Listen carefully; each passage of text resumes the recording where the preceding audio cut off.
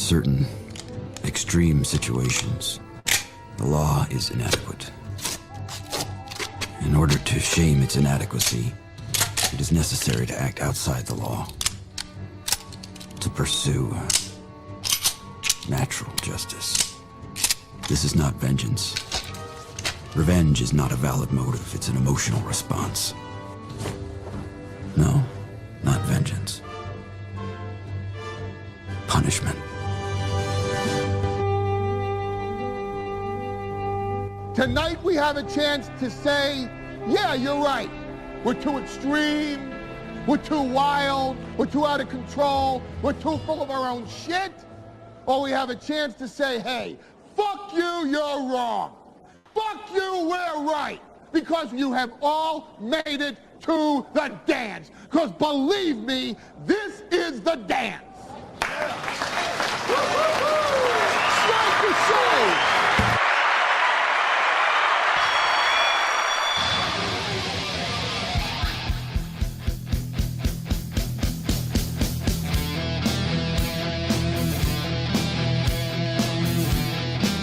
Yo!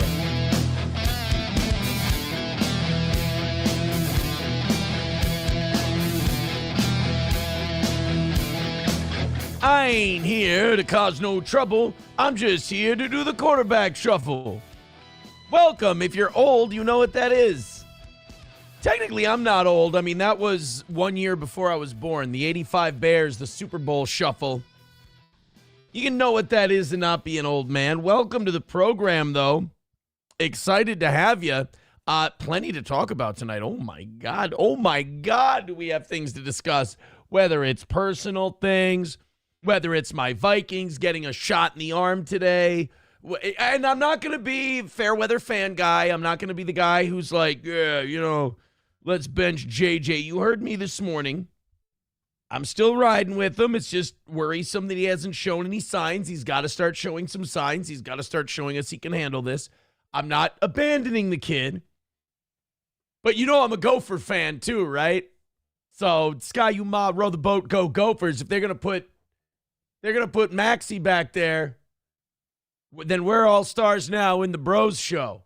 Max Brosmer coming in, playing quarterback for the Vikings. Now, there's a conspiracy theory that this is a soft benching, that J.J. McCarthy isn't really in concussion protocol, and we're looking for an out to bench him. I don't care, man. We got a second-year quarterback in his first season playing, and we have an undrafted rookie free agent quarterback who some people have now said, and by some people, two people I saw on Twitter today, two people have said that Max Brosmer could be the new Brock Purdy. So maybe the Vikings do have their quarterback of the future on the roster, and maybe it is a 22-year-old kid who's a rookie just, figuring it out. But maybe that guy is Max Brosmer. Kwesi Adolfo-Mensah has done dog shit at drafting, but he has picked up some great undrafted rookie free agents. I'm just saying there's a chance. And I know this is disgusting to a lot of you. I know my giddy optimism about all things Vikings and finding the bright side of everything. I know it's gross. I know it's disgusting. But what else can I do? We're 4-7. Our 10th overall draft pick from last year looks like a goddamn disaster of Christian Ponder-like proportions. Let me enjoy something. And that something I want to enjoy is Max Brosmer. That could have come out better. You see that right there? That thing that I just did? I want to enjoy Max Brosmer. That was like when I said I had fentanyl today on the morning show. That could have come out better. Because it could be interpreted that I'm gay for Max Brosmer, and that's not true. I'm gay for PJ Fleck. So we'll get to it in a second. I kind of had this as a conspiracy theory. I want to let you know. I had a conspiracy theory yesterday during the game. I saw J.J. McCarthy's head hit the turf, and I went, ooh, that looked bad. And then he sprawled out after the play, and a lineman came by and picked him up right away. I'm like, I don't know, man. He doesn't look right. I think he might be concussed. I think he might have got his bell rung. And then yesterday on the plane back home, J.J. McCarthy was complaining of concussion symptoms. Now he's in the concussion protocol, and Max Brosmer took the first team reps at practice, which or is taking the first team reps at practice tomorrow, I should say. So, hey, man, get ready. Look, we'll talk about all of it. We got plenty to do tonight. I'm excited. For what? We're 4-7. I mean, sure. I'm excited. I'm pumped. Oh, Truth Jesus Gun Freedom is really upset at our statistics. I'm sorry, man. You're going to have to take it up with the analytics people at Rumble and YouTube. I can't imagine getting jealous at a small show like this, but hey, man, whatever turns your knob. That's all. Whatever cranks you, kid. And apparently I crank a lot of guys. I'm going to figure out this talking thing. What am I, 20 years in? I'm going to figure out this talking thing. A new radio thing opened up today. It's mostly just bullshit texting back and forth, but it's something I'm really considering. Let's just say going back to your roots and starting over is not always the worst thing in the world, especially if the situation seems right. There's another thing that came up that, you know what? It's not this. I do this all the time. Shit in radio takes a long time, sometimes years to get going. So this is in the talking stages. I'm not going to let my mouth overload my ass. Let's just say it's been a great day today. It did start out here. It started out at the Y after the morning show. Usually I can find a pickup game. Usually I can find some people, jump in, play a little ball. Once a week out of 3 or 4 days, I can't find a game. And I just do drills, and I shoot around, and I work on post moves and shit like that. This was my vantage point from the gym today when I got there a little after 12:30. That was it. That was the gym today. I walked in. There's 3 courts. There's 3 full court basketball courts, and there was not a soul on any of them. And so I had it all to myself today, all to myself. But I was not able to get a game in, unfortunately. Let's start with Joey Caravello. Joey Caravello with $5 says Johnny said on his stream that with Digger that he likes huffing his dead grandmother's panties. I'm going to go ahead and call bullshit on that. I'm going to say that I think you're lying to me. On a wall with $5. It's not Rumble Link Friday, but I'll take a look. Thank you, pal. Truth Jesus Gun Freedom. Again, I'm sorry for your coping this evening. I don't want to be responsible for it. I'm just quoting what it says. I love when people are like, yeah, you really believe the numbers that you're saying? I'm like, I'm just reading what the fucking thing tells me. I don't know. These guys think that, like, our stats are impressive. I'm embarrassed. Like, we're a very tiny show. Like, we're a very small show. And any show our size or less, it's pretty pathetic, actually, if you can't hit where the toe's at. But yeah, Rumble says 32,000 unique viewers this month. And YouTube says, well, here, I'll read it to you right now. We'll jump in there right now. And Truth Jesus Gun Freedom, I'm not trying to upset you or piss you off. 25.6 thousand unique viewers. And a good chunk of those are new to this month. I'm sorry. I don't mean to upset you. I don't know why this is important to you. But it is, and it's apparently ruining your day. And I'm sorry. I don't say it because I think it's a successful, amazing number. I say it because it's like, 50,000 different individuals check out this show every month. I'm happy with it, but I wish it were higher. I wish it were 500,000. That would be great. I just don't want it to upset you. I know I upset a lot of people who I think it's because it's been 2 years and they're like, we're going to destroy him. We're going to kill him. He'll never work again. And we're chugging along the same way we always have. And I think that's really upsetting them. If it's not that, I think it's just sheer projection. I think it's sheer misery and projection on their part, which, again, don't let me do that to you. Don't give me that power over you because, A, the real life part of me feels bad, but the show part of me really, really makes me happy to know that I do that to you. All right, let's get into the JJ stuff. Then we can get away from football and everybody can be happy. Guys, thank you very much. It is our 5th anniversary week, our 5th anniversary of leaving radio, Black Friday 2020. That was our first broadcast online without radio. So what we want for a gift for our 5th anniversary is 600 members on Rumble. Right now we are 69. Stop it. We are 69 memberships away from 600. Keep gifting them. Keep going. We appreciate it. So we're going to have an evening show tonight and tomorrow night, a morning show tomorrow morning and Wednesday morning, and then we're going to have a fun, it's going to be combination Rumble Friday, 5th anniversary celebration show. I want to have Oz on there, Johnny on there for a little bit. I think we can probably get Matt Wood on the show. Just kind of some faces from throughout Steel Toe history. It should be pretty fun. I don't think we're going to get Zach Halverson to call in. I don't think he sees associating with Steel Toe as a good career move. But then again, hasn't he been a junior producer at iHeart for like 10 years now? I mean, is that going anywhere anytime soon? So JJ McCarthy, if you haven't heard, we talked about it a little bit ago. JJ is in the concussion protocol. Now, you can take this for what it is and say the kid's hurt, might need a week off, got his bell rung. Or you could say he's been a disaster. The Vikings don't want to come out publicly and say we're benching him for a game because that's going to be devastating. So maybe this is a soft benching. I think he legit is concussed because I saw a play yesterday. And when it happened, I was like, ooh, that doesn't look good. His body language doesn't look good. The way he hit his head doesn't look good. I think that might have fucked JJ up. And they're just pulling him up off the ground and saying, get back in the huddle. Now today, Kevin O'Connell, the Vikings head coach, said that there was no specific play that they can pinpoint where JJ got the concussion. But I thought back to this one, and then Ari Mirov, stop it, Sam Show.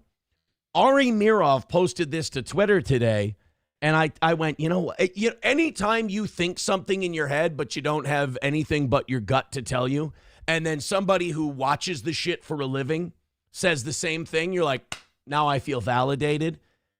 Go ahead and watch this play. This is where JJ may have gotten his concussion, and watch how he reacts to hitting the ground, and then watch what his either his tight end Hawkinson or an offensive lineman does as soon as he goes down.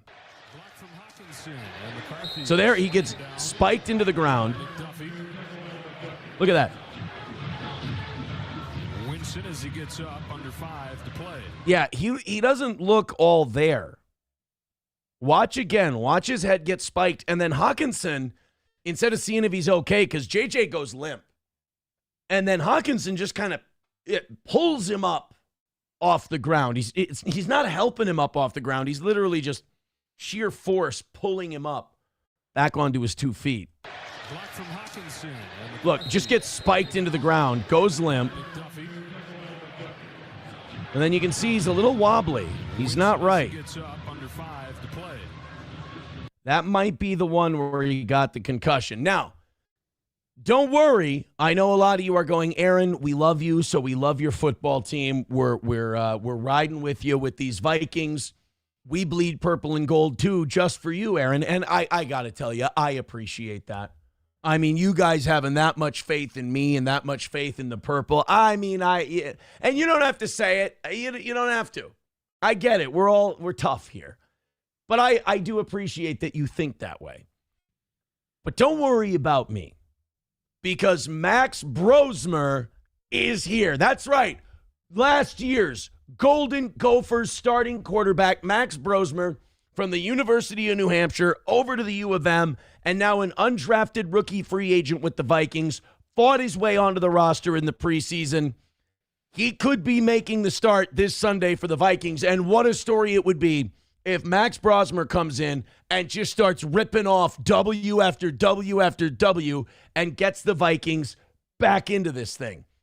If he does start Sunday, he would be the first ever Gophers quarterback to start an NFL game at quarterback. That's right. In our 100-some-odd year history at the University of Minnesota, never once has a Gopher quarterback started an NFL game. Well, All streaks got to come to an end. And why not this Sunday? Why not Max Brosmer? Why not the Vikings? Hey, why not us? Huh? Why not us? I can't think of a reason why not. We beat the Seahawks. You go on, you got some soft touches with the Commanders and the Giants and the Cowboys. Now all of a sudden you're talking 5, 6, 7, 8 wins. Now you're 8-7. Then you got the Packers at home. You got the Lions at home. You run those off with Brosmer. You're 10-7. All of a sudden we're talking playoffs, boys and girls. The Minnesota Miracle Man, Miracle Max, Max Brosmer. The Brosmer era is here.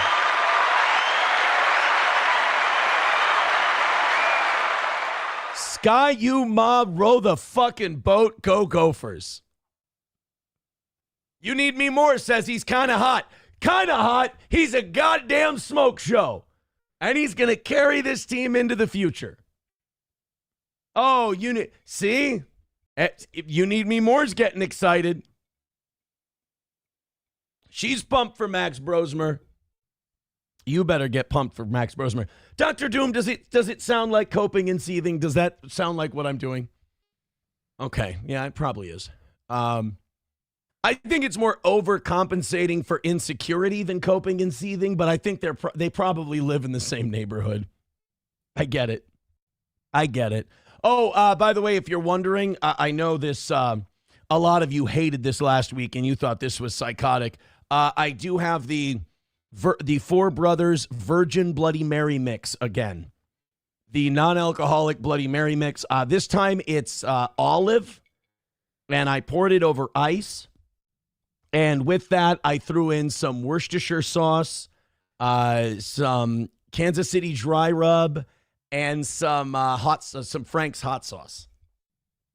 That's my beverage of choice tonight. The Virgin. I don't like drinking during the week. I don't. There's something about it. I feel sluggish. I don't feel right. I don't like it. I don't like drinking on the show. I do it very rarely. I just, God, as I get older, I really just don't drink, period. I had a bloody for the Vikings game. I kept that tradition alive, but there's no reason to do that anymore. It ain't working. Fauci's Pangolin says, did you mix that drink with your pussy? How would you mix a drink with your pussy? Would you like to provide us a diagram, please? I got to say, the hot sauce with the olive kick, fine. Wonderful. Yeah, Dr. Doom, I agree with You Need Me More. That, sir, is fucking disgusting. Stu Pedasso just became a member on Rumble. Thank you very much. That puts us 68 memberships away from what, going all the way up to 600, which is our 5th anniversary wish. Thank you, guys. Cole with $2 says, delusional, but I get it. I mean, dude, what's the point of being a Vikings fan? Your team is out of it. What's the point of being a football fan when your team's out of it if you can't have delusional hope for something coming up? I mean, I'd rather watch Max Brosmer and see what he's got against Seattle and see if he can outplay J.J. McCarthy for the job than watch J.J. McCarthy get his ass handed to him one more week. Kraken Slappin' becoming a member for 42 months. Oh, my God. Says they buried you here. I had to search for you. Yeah, I'm hearing this from a lot of creators, too. Apparently, it's not just me. And I read an article on, was it Medium or one of those social media, Dexerto, one of those social media websites, was saying that YouTube is flatlining a bunch of like natural reach and organic reach. They're trying to appeal to these like big channels they're bringing in, like these big corporate channels and business channels and, not so much individual creators. And they're trying to pump those into the algorithm, which, honestly, I don't mind. From a business sense, I get it. Plus, Rumble's our #1 platform anyway. They treat us so well over there. They really do. Our viewership keeps going up. Our subscriptions keep going up. Our Rumble creator pay gets better every month. So YouTube can conduct themselves how they want. I mean, we're doing our thing. We're doing what we need to do. We're staying perfect over here. So, you know, if YouTube being our second or third platform, they can run their platform however they'd like. But yes, absolutely. Here's what I need you guys to do on YouTube is all. Hit thumbs up, hit share, hit subscribe, do all that stuff. See what we can do with it. Pumpkin Popsums becoming a member for 42 months says get a damn radio gig so you can pay all the old crew, minus April. Love Johnny 3 days now. Would really like a Corey and Oz reunion. Oz will be coming back. Oz and I have been talking. We're just trying to figure out what he wants to do. Does he want to do evenings or does he want to do Thursday? It's up to him. 383 Novocaine becoming a member for 41 months says 41 months. Good God, it's like a life sentence. JJ is a paper tiger. Dump him. He's a bust. Hey, we may not have to dump him because guess what, baby? Mad Max might be all right. Mad Max might be the guy. Grant Poobah, thank you for the $1, says today a coworker told me the Vikings hate the Packers so much that they refuse to win the Lombardi Trophy. That fucking stings a lot. That actually hurts to hear. But thank you for the $1. Atomic Ray gifting another membership. Guys, Atomic Ray went mental this morning. I mean, he laid down that goal the hard way. Oop. Not allowed to, not till 8:25. Fuck. Forget I said anything. I didn't say a word.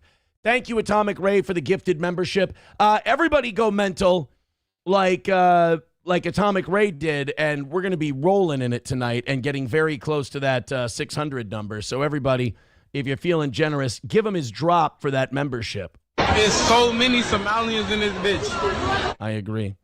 You Need Me More says he gave like 30 memberships. Honestly, I'd be happy with 5. I mean, I don't expect all of you to do 30. You can if you want. But a 5er or a 1, either one of those is cool. Thank you very much. Let's see what I got sent here by, who was it who sent us this link so we can give them some credit? It was Onawall sent this in. Oh, this is about the Slender Man lady, or guy. I don't know. It's trans now, apparently. Can you imagine that? Can you believe that? Can you believe that the person who brought a girl into the woods and said Slender Man told her to kill her has mental problems and might be trans? I mean, who could have saw that coming? Now, I finally got this right. She never killed the girl. She tried to, but she couldn't. She didn't get the job done, thank goodness. If you don't know about this story, she was on the run. She cut off her ankle monitor, escaped from the halfway house she was in because we don't have, what do you call it? We don't have state hospitals. Thanks, Ronnie Reagan. Appreciate that. And so now she's in some halfway house where you can just cut off your ankle monitor, and the 22-year-olds that watch you for $11 an hour didn't see him leave the group home that she or he or it was in. But they were caught earlier today. They were caught. They were brought back into custody. Okay, well, Let's go ahead and check out some of this. This is the update from this story this morning. Everybody for coming. My name is Hillary Mintz, and I'm the Public Information Officer here with Waukesha County. Oh, good. I thought she was a cop. District Attorney Leslie Basie and Assistant District Attorney Female cop. Gun drawn. Doggo doesn't die. Nikolai are here today to go over Morgan Geiser's procedural timeline and potential next steps here with Waukesha County. Any investigative questions? If the next steps aren't walking her into a funny farm on that hand truck that they brought Hannibal Lecter in Silence of the Lambs, I'm not really interested in your ideas.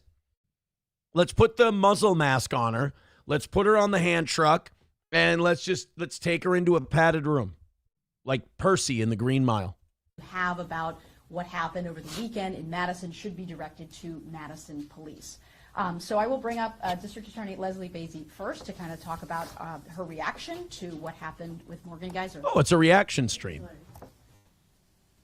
And good afternoon, everyone. This looks like a competent county, let me tell you. I just found out yesterday about the escape, Morgan Geiser escaping from her placement in Dane County.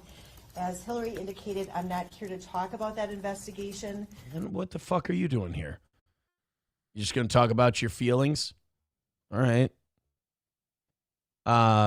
let's get the what do you call it, the cliff notes. I don't need to listen to these broads talk about their feelings. Monday at 5, the woman involved in the Slender Man stabbing Oh case my in God, Waukesha look at her. more than a decade ago is tonight back in custody. Yeah, you see that right there. Here's video of Morgan Geyser being placed into that squad car. Now wait a minute, they're calling her.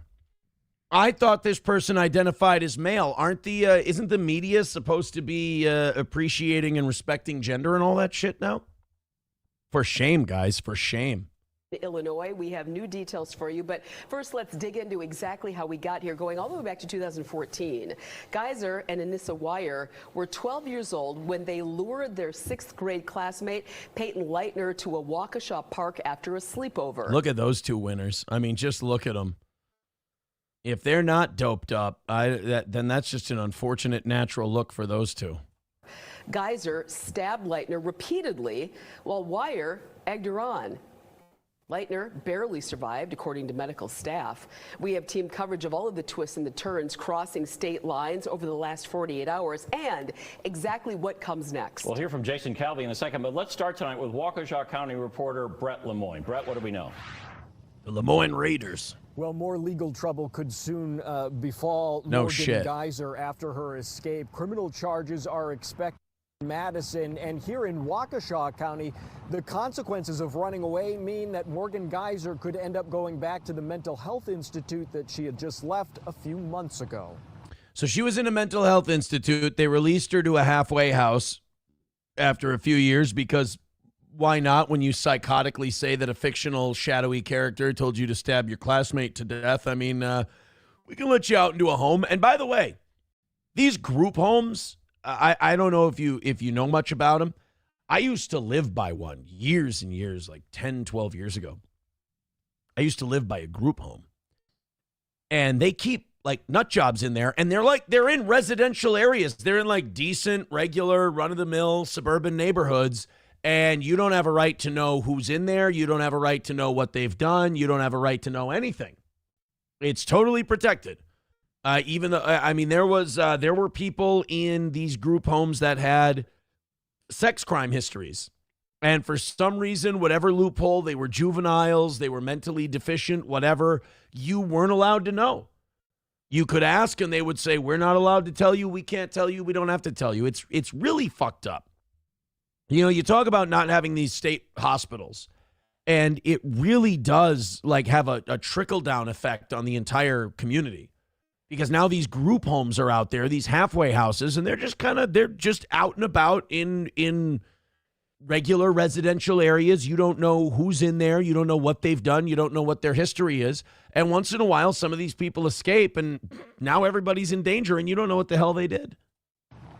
Morgan Geyser is back in custody after spending more than a day on the run. Our officers received a call for subjects sleeping on the ground outside of Thornton's truck stop. Police in Posen, Illinois say they were called to this parking lot Sunday for a report of a man and woman sleeping on the sidewalk. Investigators say Geyser initially gave a fake name. Officers pressed down a little further. And eventually, she told the officer what her name was and says, you could simply Google my name and you'll see who I am. Police say Geyser and 42. Oh, somebody's caught. Oh my God, what is that? Jesus. Set it both on fire and set it free. Oh, nice heart sucks. Year-old Chad Mecca traveled by Greyhound bus from Wisconsin to Chicago and then walked to Posen, which is 25 miles away. Geyser cut off her GPS monitor at her group home Saturday night. She's lost all of her trust that she's built up over the years with her counselors, with the doctors, with the court.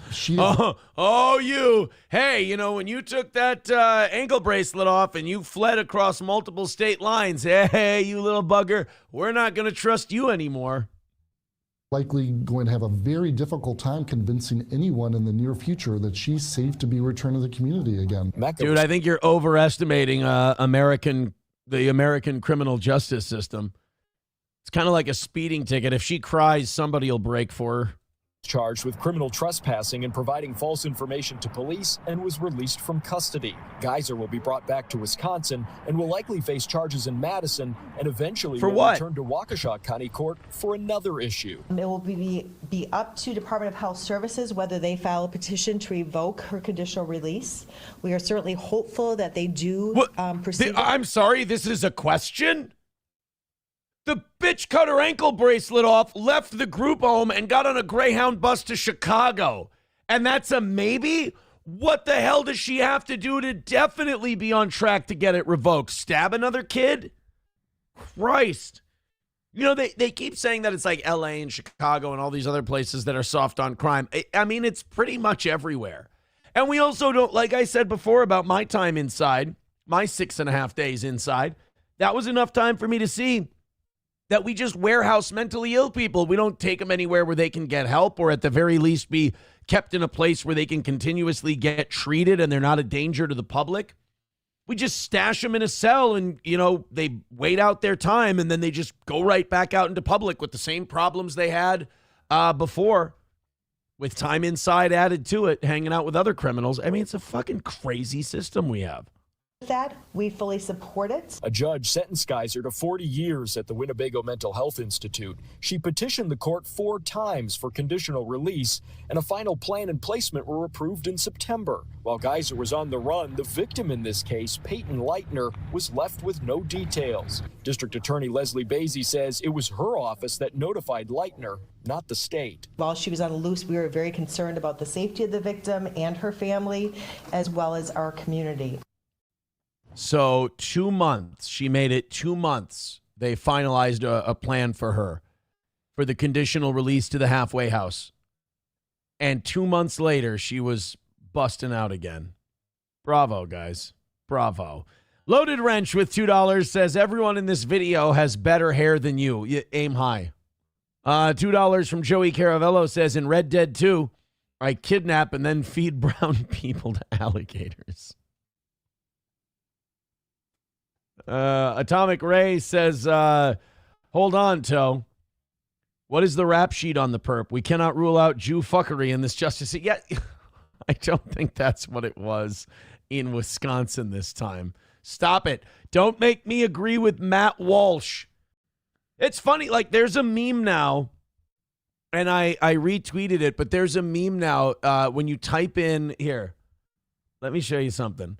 When you type in now I did it once, so it's coming up, but when you type get back to work, get back to, the thing that comes up is get back to work, Matt Walsh. It's a meme now that like Ben Shapiro is telling Matt Walsh to quit fucking around on Twitter and basically carry the Zionist water for him. I want to see if I can find this. It's a very, here it is. Here's the tweet I was looking for. It just says, get back to work, Matt Walsh, and it's Ben Shapiro with a baseball bat holding Matt Walsh's chains outside a liquor store. Bravo. It's really gross, like watching Matt Walsh know that he's on the wrong end of this hypocrisy, knowing it's a hypocrisy, knowing that he's had to take or at least had to give excuses for the wrong side because of who his boss is, and he saw what happened to Candace Owens. Matt Walsh is a complete nutless wonder. He's absolutely awful. And we've got something on old we got something on old Matt tomorrow. He had another freak out yesterday or today, I believe. Brianna with becoming a member for 42 months over on YouTube. Thank you very much, Brianna. I appreciate it. And 67 memberships away from 600? Keep it up, guys. Appreciate it. 221 is the number for today. That's low. That's a pretty low number. Let's see if we can't like and follow and subscribe. YouTube at 63. That's disastrous. That is, oh, never mind. It's up to 75 now. Okay, that's great. No, I'm just kidding. Keep it going up.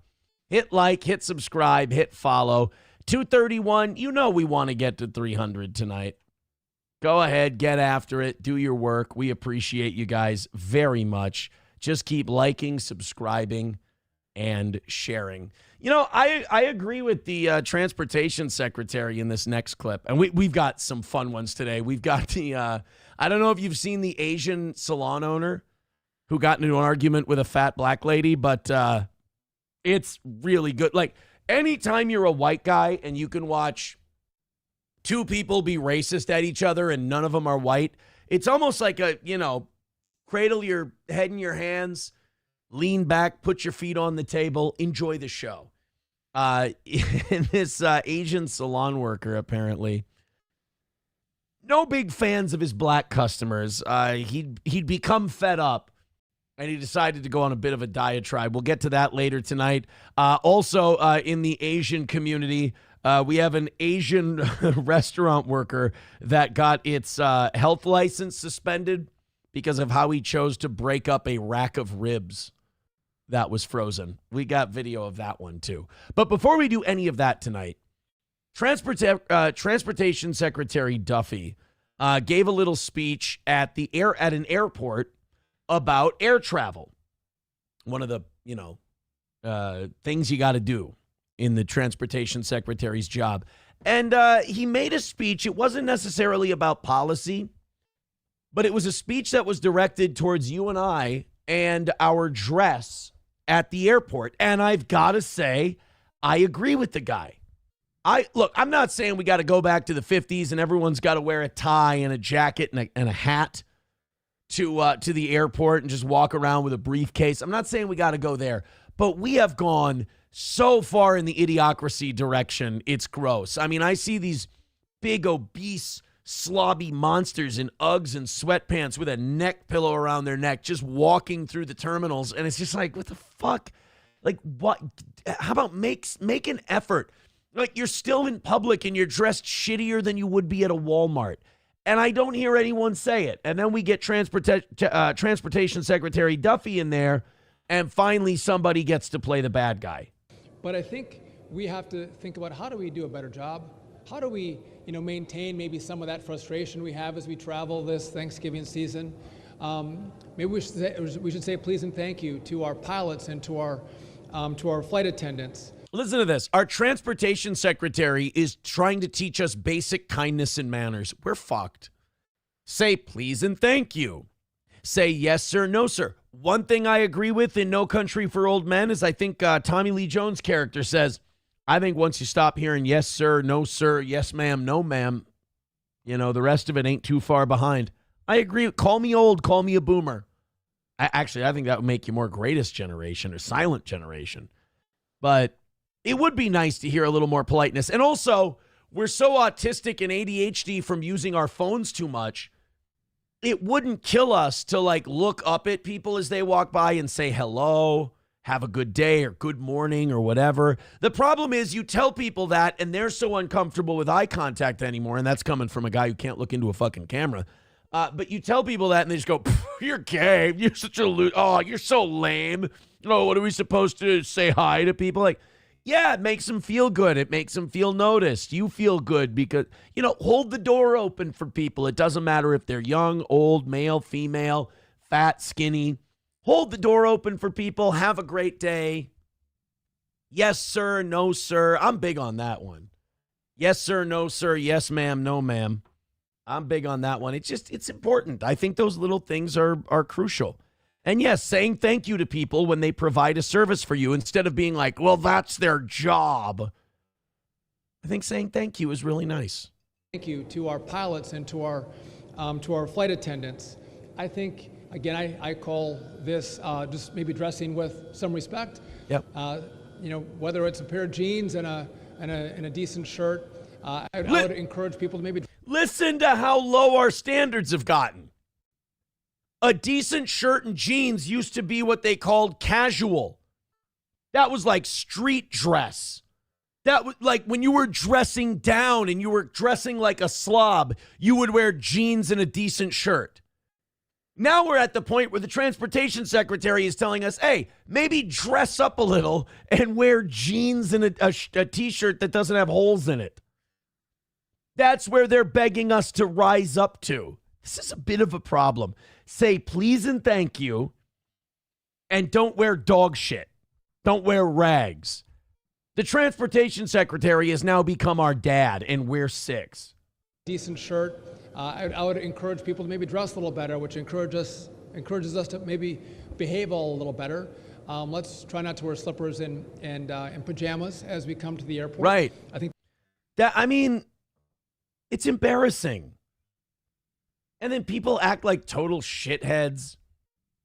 They're just mean and rude. And like, I like flying. I like going to the airport. I like getting there. Like, I'm sure I'll go to the chat and I'll be called a weirdo and all kinds of stuff. But like, I like going to the airport a couple hours early, getting through security real quick, sitting down, getting something to eat, getting something to drink, people watch a little bit, download the movies that I might want to watch on my phone, depending on what they've got, for their selection on the plane.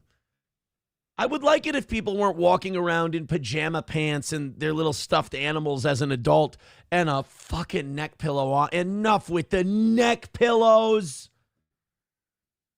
It makes you look like a fat monster. It really does. Knock it off. Fly with some grace. Fly with some dignity. Fly with some tact. And again, yes, sir, no, sir. When you're walking off the plane, would it kill you to tell the flight attendant, hey, thank you very much. Have a great rest of your day. Be nice. Now I'm going to go click on the chat and see how many times I'm getting called the gay F word because I want people to dress. I'm not even asking you to dress up. I don't dress up, but again, jeans, maybe a collar wouldn't kill you. All right, let's go ahead and see what I got. Do you like when they touch you? Neck pillows are status symbols. I will wear my bonnet and you will like it. Son of a bitch. And shave your face, ladies. Well, that's another good one, too.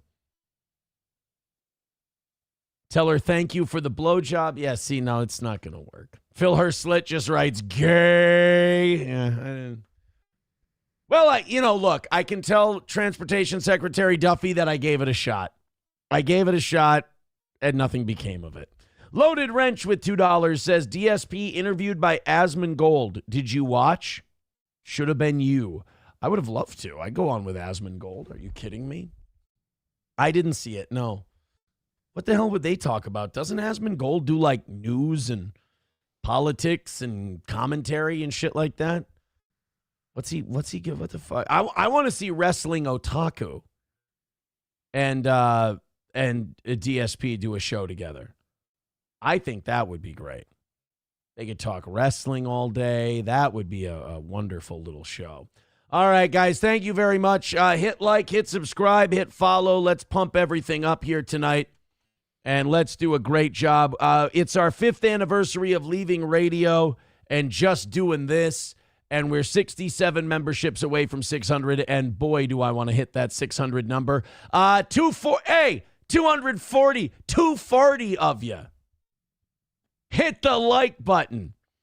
I appreciate you. Let's have those numbers climb up just a little bit. All right, let's go to our Asian fella. So this is a salon owner. I think it's a guy, which is gay, but whatever. We all got to make a living.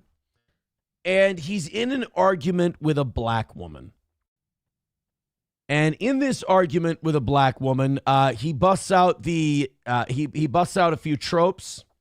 Tropes that if you were a white man, you would definitely be called a racist, but he gets away with it. So if you're looking to live vicariously through someone and their soft bigotry, I guess you could say, enjoy the next minute we're going to spend with this Asian man who, in a way, I kind of feel for the black lady because she's probably come up in a time where you can kind of shame white people into backing off.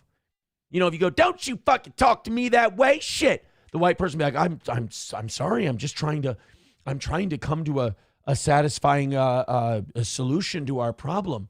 Oh, don't talk down to me, you racist. You think you better than me because I'm black and you white and you can just talk to me like that and shit. Oh no, I'm not racist. I have so many black friends.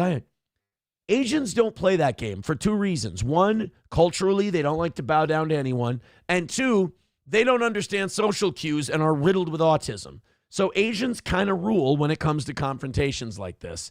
This is a salon. Who gives a shit where it is? Asian versus black. White folks, we're not in danger here. Kick up your feet and enjoy the show. And come in here and pay me, and then you can talk to us all kind of way you want to, bro. The fuck? I can talk to you however the hell No, I you want to. cannot. Come back to your damn country if you want to act like that. Back to the... You just told me to go back to my country? Yes, I did say that. Bitch, I saw your fucking EBT card in there. Guess who paid for that motherfucking shit? I did. You know, they both raised really good points. And as a neutral white, I must say, the immigration issue, very hot. I just don't know if the immigrants we want to send back are successful salon owners. I don't, they're pretty low on the list. Also, his retort that he saw her EBT card, which she's not denying, he paid for with his tax dollars. Solid comeback. By the way, he's asking the question, are all black women like this? Don't fucking lure us white people into your horse shit with your open-ended questions that we are very tempted to answer honestly in one way or the other. Leave us out of it. We're trying to enjoy this show. We don't want to do audience participation. Oh, well. Bitch, you know how... How do you want me to feed my kids? I'm fat. You know what? You can't break their balls when they're honest. Bitch, how you want me to feed my kids? I'm fat. Now I'm starting to think this is fake. This is all over the place, but I'm starting to think this is fake. How the fuck you want me to feed my kids? I'm fat. I mean, if you eat that much, there's always the option of baby birding or cutting back. Whichever one you find less drastic, go ahead and do that. Oh my fucking God, bro, you got me fucked up, bro. Yeah, you got me fucked I up. pay Bitches taxes like to eat. for your fucking food. Yeah, bitches like to eat and my kids like to I eat. pay taxes for your fucking food, and you told me to go back to my country? That's what you Your fucking lazy, big-ass bitch. He wanted to say black. He wanted to say black really bad. Come on, you pussy. For all of us who can't say it, you could maybe get away with it. Let's be honest, he'd be assaulted. He would be physically assaulted. Fuck, look like a fucking upside-down bowling pin looking ass. That's because I like to You look like my fucking Suburban, okay? Fucking potato bill looking ass head. Get the fuck out of here. This is fake. I think this is fake. I wish this was real. I do. Now, this is a news Twitter account. Apparently, this is an Asian nail salon owner is going viral after absolutely demolishing a disrespectful black woman who told him to go back to his country. Oh, they are saying that this is, nobody's saying this is fake. All right, well, apparently this is a real one. Asian guy was going off then. He's been watching his American media. He's been studying. He's been learning how to talk. Good for him. Corey did a video in blackface. What the fuck yeah, Snapchat finally got... Oh, he put a filter on. Okay. Here I thought Corey lost his fucking mind. Fuck yeah, Snapchat finally got some good filters. No more Mario for this bitch. Fuck yeah, dude. Check out this ski mask. I'm gonna go rob a bank. Bam, bam, bam. Except the ski mask only goes over the front part of my head. Or face. So it's a black face. I think Corey Adams lost a step. Comedically.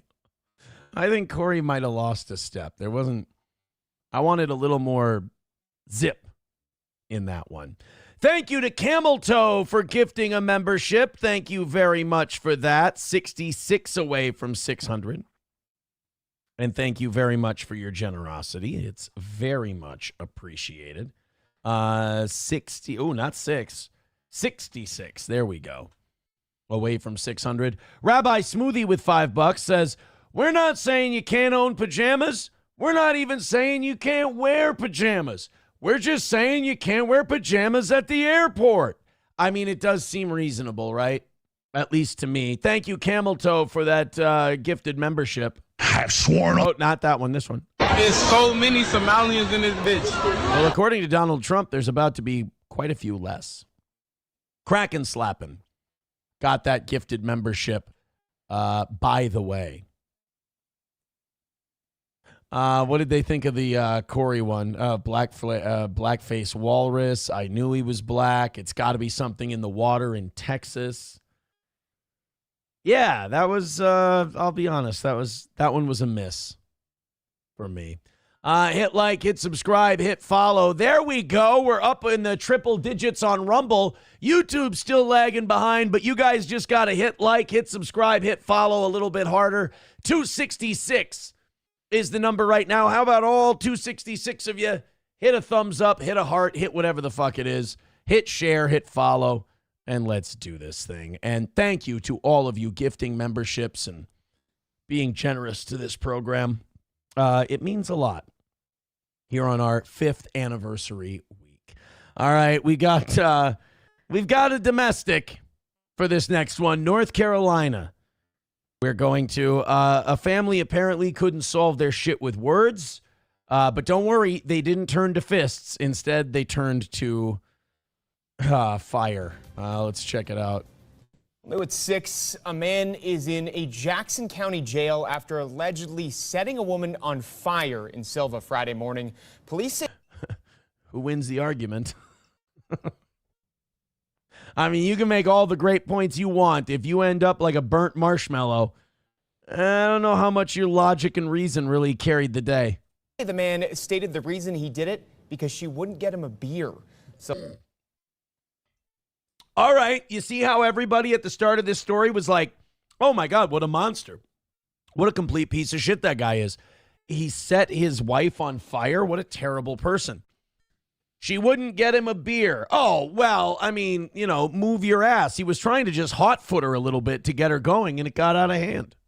Police responded to a domestic dispute at a home on Chipper Curve Road. An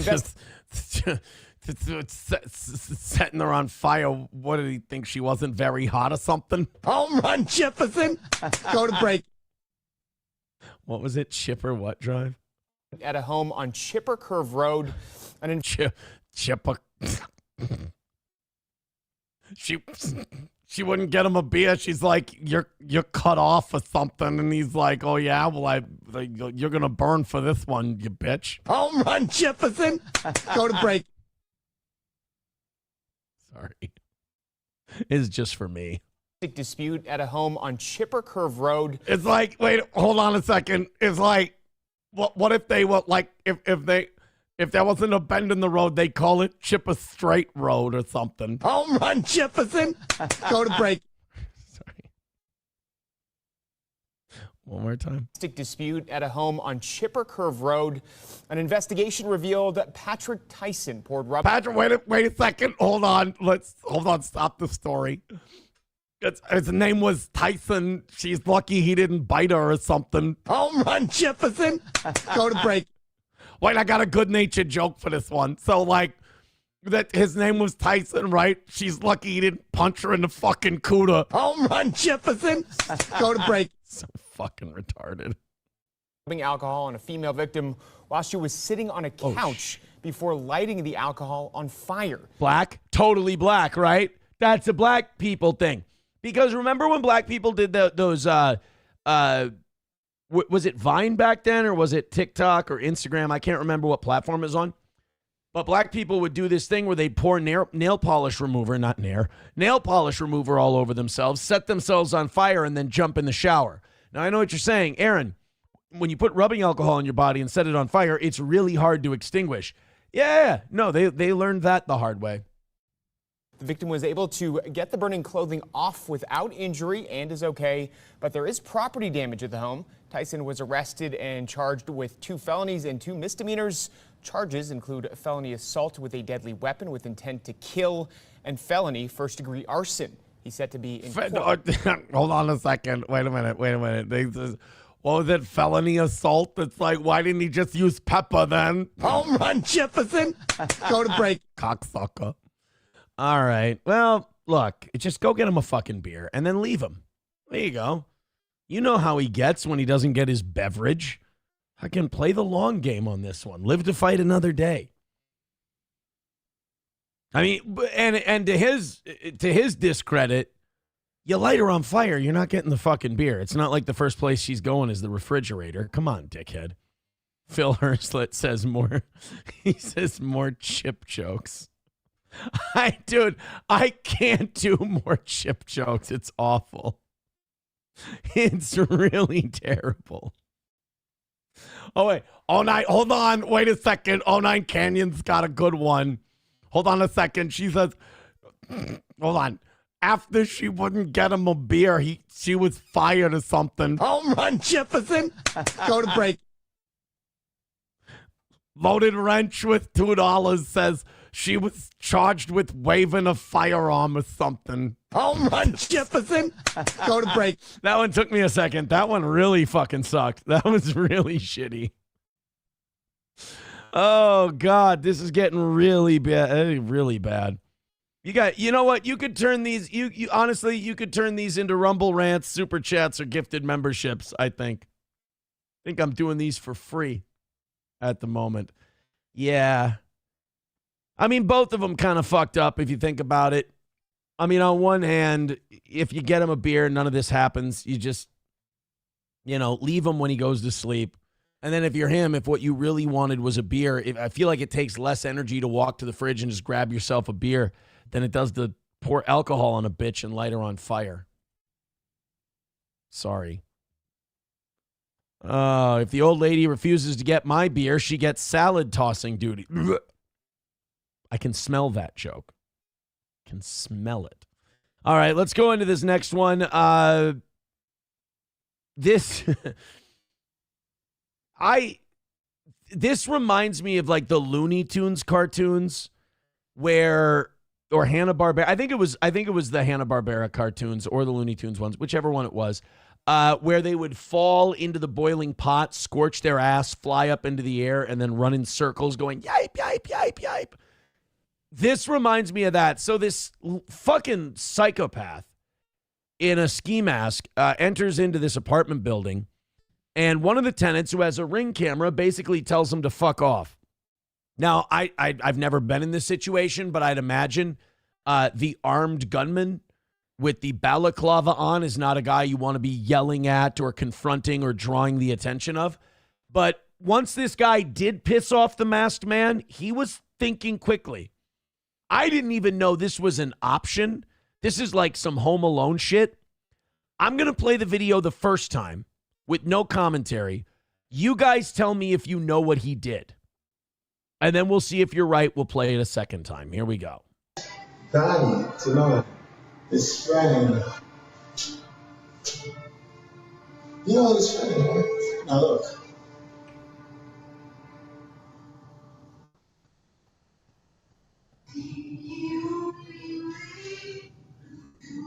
Get away from my door. What?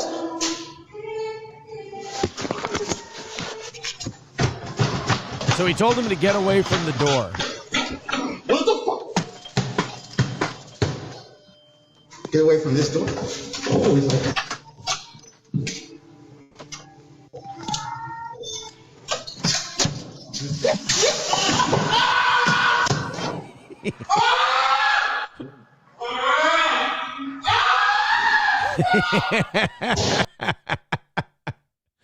And he got the fuck out of there.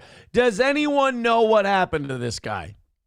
Again, it's really clever. It's super creative. I highly endorse this approach to getting rid of burglars. If you're ever in the same situation, this is just, it's too smart. Nobody has it yet in the chat. By the way, thank you, Bigot on Socialist Media, for gifting a membership. Hey, thank you guys. Keep it moving. Keep it going. 65 away from 600. I appreciate that. MSO, 09 Canyon, not a heated doorknob. MSO got it. Electrified the doorknob. Fucking brilliant.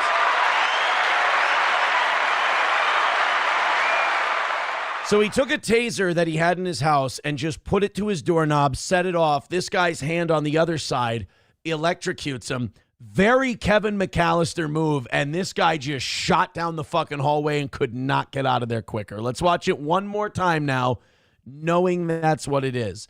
Now, This guy says that he apparently asked this guy to leave him alone multiple times. And that last time just set him off. This was, I believe, Friday this happened. Donnie, tonight, it's Friday. You know it's Friday, right? Now look. He harasses me because the men that are attracted to me don't want him. Oh, so this is a couple of bitchy gay dudes. So these are two gay guys bothering each other. Okay. I'm surprised he didn't back up into the doorknob then. Get away from my door. What?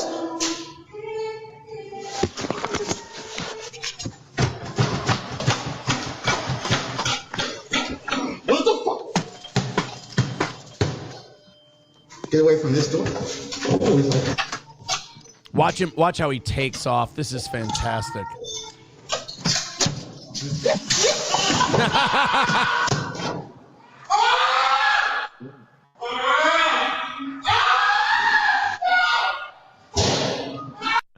And that sound was him opening the door to get the fuck out of there.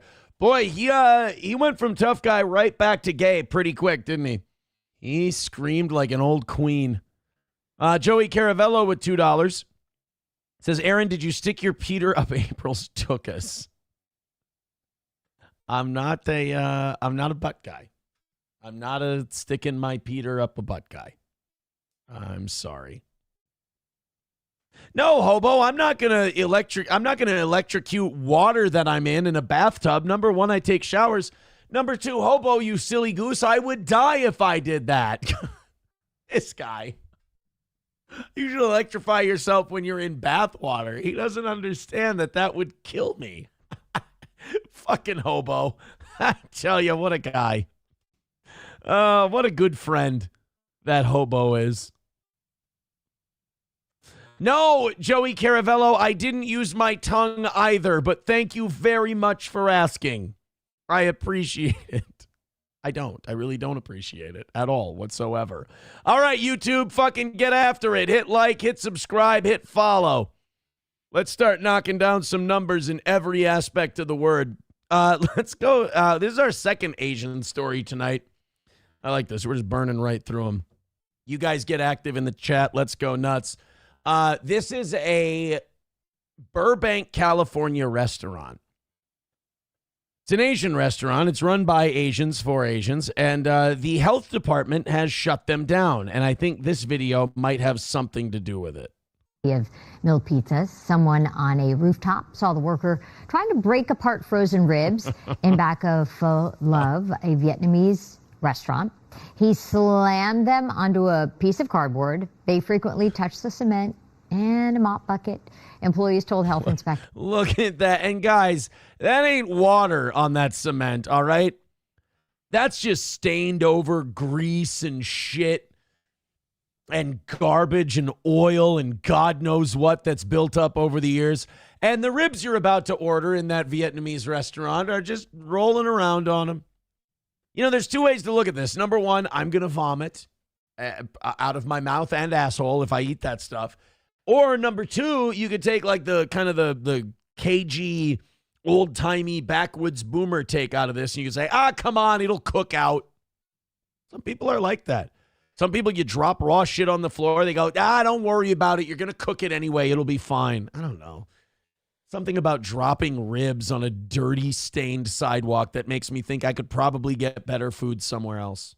They were trying to thaw the meat outside due to the lack of indoor space and that it was not served to customers. Inspectors found. Oh, yuck. Oh, that's right next to a fucking mop bucket and what looks like a garbage pail, but like a garbage bin that they keep like old food in. Oh, God. Come on, we didn't serve this meat to customers. Oh, I'm sure you ate it yourself. I don't think that's much better, by the way.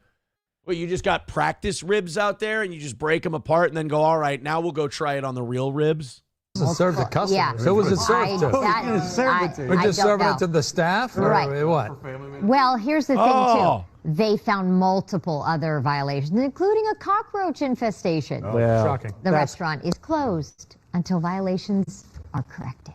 Yeah, but then that's on you. If that place reopens, if they get the violations corrected and you go back, I don't care if you get sick. You've been forewarned. I love how they say they found other health violations when they searched the place. Yeah, no shit. You think that everything was just ship shape, A+ level, but they've got one crazy retard out back smashing ribs into the stained, oily concrete? Oh, man, this really is the cleanest kitchen I've ever seen, except for the Yahoo breaking the ribs out back. You guys are just A1, top of the line. Besides, do we really even know, and do we want to know what kind of ribs those are? I mean, they look normal enough, but a restaurant like that, it could be anything, and it's best not to ask. On a Wall says ICE needs to check that place out. Why? What do you think they'd find? You think ICE would? I don't understand. What would ICE find in a place like that? I mean, the place with the skinny little Asian fella smashing ribs on cardboard out back. You really think they're going to find people whose immigration papers aren't up to snuff? Fauci's Pangolin says that was a big cat. Indeed, it was. Indeed it was. Guys, contribute to the show. We appreciate you. Thank you very much. You guys want to go ahead and you want to make a guess on this one? I've got a dog attack story for you as we continue on. We're just going boom, boom, boom, boom, boom. We're just going one after the other tonight. We're just going one after the other. Yeah, guys, this girl was attacked twice by the same dog just this month. That's according to new court documents. Those same documents say DHS was aware of that first attack. New details after a 2-year-old in OKC was killed by a pit bull. That child's name is Lachlan, and her parents were just arrested on second-degree murder charges. OKC police were called to their home. Good, and the dog's dead too, right? I get so tired of that. Like one of these little kids. First of all, I get tired of these fucking monsters mauling people to death. But like, second of all, I hate when they go easy on the parents. They go easy on the mom and dad because they're like, oh, they've lost a child. It's like, but they're responsible for the child being dead. This is their fault.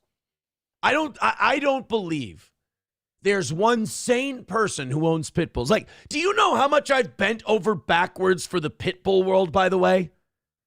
Like, how many times I've made little exceptions here and there. Like, and then people go, oh, you're so unfair. You're so mean to those dogs. Like, I don't know. Every time a fucking 3-year-old gets their face bitten off, I sit here and go, well, not this, not that, maybe this, maybe that. I mean, the fact that we don't nuke them all from orbit every time this happens, I feel like we're being more than gracious.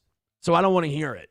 But like in this case, sometimes they'll let the parents off the hook. They'll go, oh, well, they lost a child and that's so bad. I don't give a fuck. That kid would be alive if it wasn't for those parents. So yes, I'm sure they're very sad that their kid's dead. They can think about that in prison. You're supposed to protect and raise that child and care for it and love it. You did none of that in this situation. And I would hope that there are responsible, reasonable pit bull owners out there who know that they own a loaded weapon. And they would say, I'm not going to own this animal around a certain age kid or younger. Because having one of these around a 2 or a 3-year-old, I mean, you're asking for trouble. For a welfare check Wednesday, they found Lachlan's body. Because every time this happens to a little kid, it's always the same thing. It's like the school shooter thing. Oh, we never would have saw it coming. It was the nicest dog in the world. They covered in bite marks and other gruesome injuries. Our crimes against children investigators were called. There were other people inside the home. Again, I don't know how many were there, but they did cooperate with police. Officers say the little girl had been locked in a room with the dog who killed her. Investigators pointed out Lachlan's door had a double-sided toddler lock that prevented her from getting out. But back on November 6th, the court documents say Lachlan was taken to OU Children's Hospital after she was attacked by that same dog. Her ear was partially severed, and her mother admitted she needed plastic surgery to fix her injuries. Yeah, definitely lock him up now. This had happened before, and you didn't shoot. I mean, one of those dogs nips at my kid. Boom. They got to go. They got to go. This dog, like, notched your ear. This dog was Mike Tyson and your kid was Evander Holyfield, and you put the kid back in that house with the animal? Oh, you know what? I take it back. Don't put these two in jail. Crucify them upside down.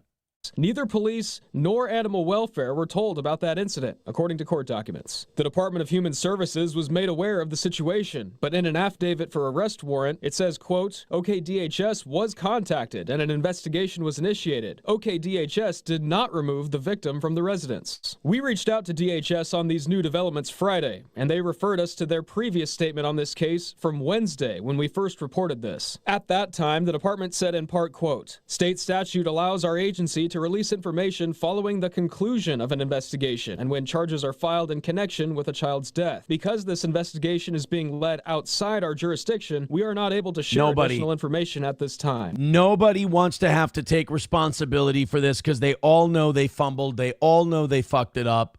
They all knew that they all should have done better. But, you know, and that's fine. I don't care if they all beat themselves up about it. Sure. But the fact of the matter is the parents are responsible for taking care of and protecting this kid, and they failed so miserably that prison isn't good enough for them. Animal welfare, they responded as well. They took custody of the animal, and there were other animals inside the home that they took custody of. Destroy it. Destroy the animal. Now, animal welfare did remove 4 dogs from that house, and it was noted in the court documents that 3 of them looked to be malnourished. We're still waiting to see if official charges will be filed against those 2 parents. I mean, there's a part of me that thinks that they're going to let them off easy and they're not going to charge them. But God, I hope they do. I really hope they do. You've got to be charged after something like that. You know, some people in the chat are saying lock up the CPS people also. But like, I don't know. What are they supposed to do? What are the CPS people supposed to do? They said that this incident was never reported to CPS.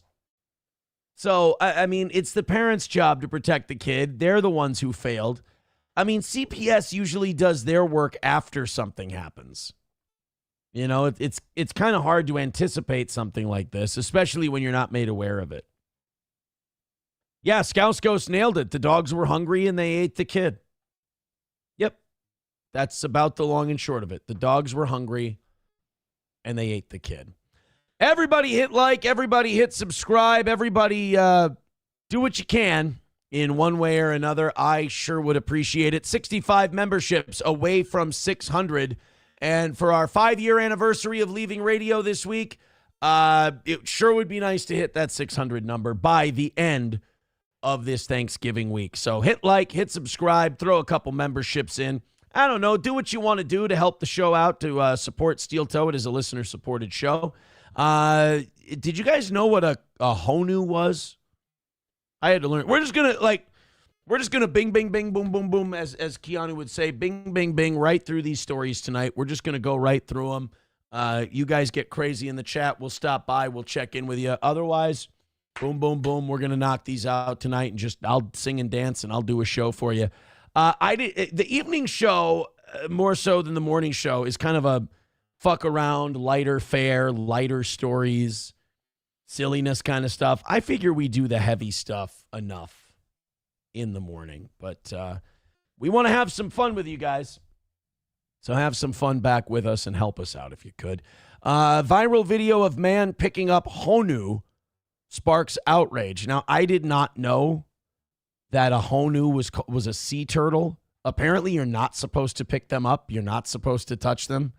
I had no idea, and I think neither did this guy. But people get fucking mad about turtles and shit. Video of a man picking up a Hawaiian green sea turtle is sparking outrage tonight. State officials say it is illegal to touch a honu, and it is now investigating. Raquel Kahlo has the story. Really? That's all he did? He literally lifted the thing up so his wife or girlfriend could take a picture with it. And then he set it right back down. You know, I believe these tortoises live until like they're 100 years old. I really don't think that uncomfortable 6 seconds is going to take any years off his life. I think he'll be fine. This seems like a waste of taxpayer resources to go after this dipshit. The Department of Land and Natural Resources tells me incidents like this aren't rare. And even though there are signs, rules, and repeated warnings, people still end up crossing the line, often for a photo. This video was posted last week by the TikTok account. I mean, it is, now that I watch it again, it is kind of a dickhead move. The turtle certainly doesn't want to be stood up that way. So you could not be an asshole. You could go next to the turtle and just pose for a picture. You didn't have to hold him up like a trophy.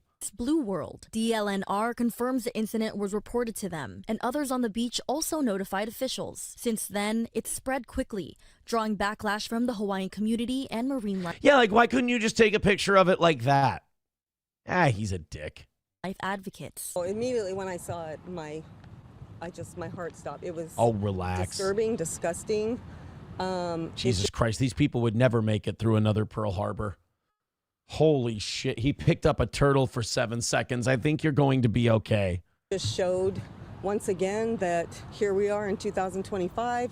Nothing has improved. Are you really current yearing us on a tortoise? He stood a tortoise up for a little bit. He didn't commit a hate crime against a black kid or something. He didn't fucking Derek Vineyard curb stomp a guy. He lifted up a turtle for a little bit. I mean, look, kind of a dickhead move, kind of a shithead move, kind of bothering an animal that isn't bothering him. But, I mean, Jesus, let's try to keep it in perspective. This is part of the Aina. This is the land, the ocean. These turtles have been here millions of years. And the more people that don't show care or don't take a step to care or teach or share how important they are to the islands, locals care, Hawaiians care. DLN. You guys are annoying me. Hawaiians care. We can. I mean, yeah. Can we just all agree he's an asshole and move on, though? I mean, you seem a little too heartbroken over this. NAR stresses that honu are both state and federally protected. Under the Endangered Species Act, harassing or harming a turtle can lead to heavy fines or even jail time. And even approaching Jesus, you can go to jail for fucking with a turtle? God. Sorry. Jesus, Hawaii. You can tell that state doesn't have a crime problem. Too close. Their jails are full of people fucking, hey, what'd you do? Oh, I stuck my thumb in a turtle's ass when I was drunk one night. Oh, yeah, a lot of people in here for that. This is actually the butt-fingering a turtle wing of the jail. Closely can result in citations. What our law provides is that a person who does that and is found guilty is guilty of a misdemeanor offense, which means that they can get up to 1 year in jail. Or the chair. And a fine on the first offense of no less than $250. Enforcement Chief Jason Radula says they're still in the early stages of their investigation. Based on the background in the video, he believes the incident happened in East Honolulu near the Hawaii Kai area. Wow, really? They're going to 4chan this and they're going to figure out where this guy was. And they're going to go digging around. Again, they're going to use taxpayer money to go digging around, figure out where this guy lifted up this turtle and then go run him down and give him a ticket. How much are you going to get from this guy? $500? How many man hours are you going to use to hunt him down? This really doesn't sound like a sound investment, guys. You might just want to let this dipshit go. And he had a clear message for the people. Probably a tourist. He's probably home already. Knock it off. Oh. Respect our wildlife as you would the wildlife where you come from. You know, a lot of people. Dude, you can come to where I live and hit a fucking goose in the neck with a bat. I don't give a shit. Don't come to me with that. They come to Hawaii and perhaps they're in a relaxed state of mind and they're not really thinking fully on what they're doing and what kind of consequences their actions may result in. State officials recommended staying at least 10 feet away from sea turtles. They may look calm, but they have powerful beaks and can cause serious injuries. Well, there you go. If he fucks around with the turtle too much, it'll reach around, it'll snap him with the beak, he'll lose a finger, he'll learn a lesson the hard way. Sounds like a fair deal to me. Sounds like karma. You know, on Clearwater Beach in Florida, they make all the resorts and stuff turn off their lights at a certain time of night because the turtles come up on the shore at that time of night, and they're very sensitive to the lights, and it spooks them. So that's kind of a nice little thing they do for the turtles. But Jesus, I didn't know that putting your hands on one could put you in jail. If you see a marine life emergency, DLNR asks you to report it immediately at 643-DLNR.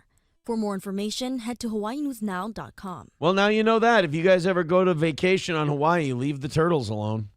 Take your pictures from a distance, at least 10 feet. Those turtle beaks are no joke, though. I've heard that before. That those turtle beaks can take, taking whole chunks out of people's calves, leaves you with like this weird hole in your calf muscle. Ah, nasty. $2 from Rabbi Smoothie says, dog eats toddler. Very lighthearted story. All right, you know what? Good point. That one probably not the most.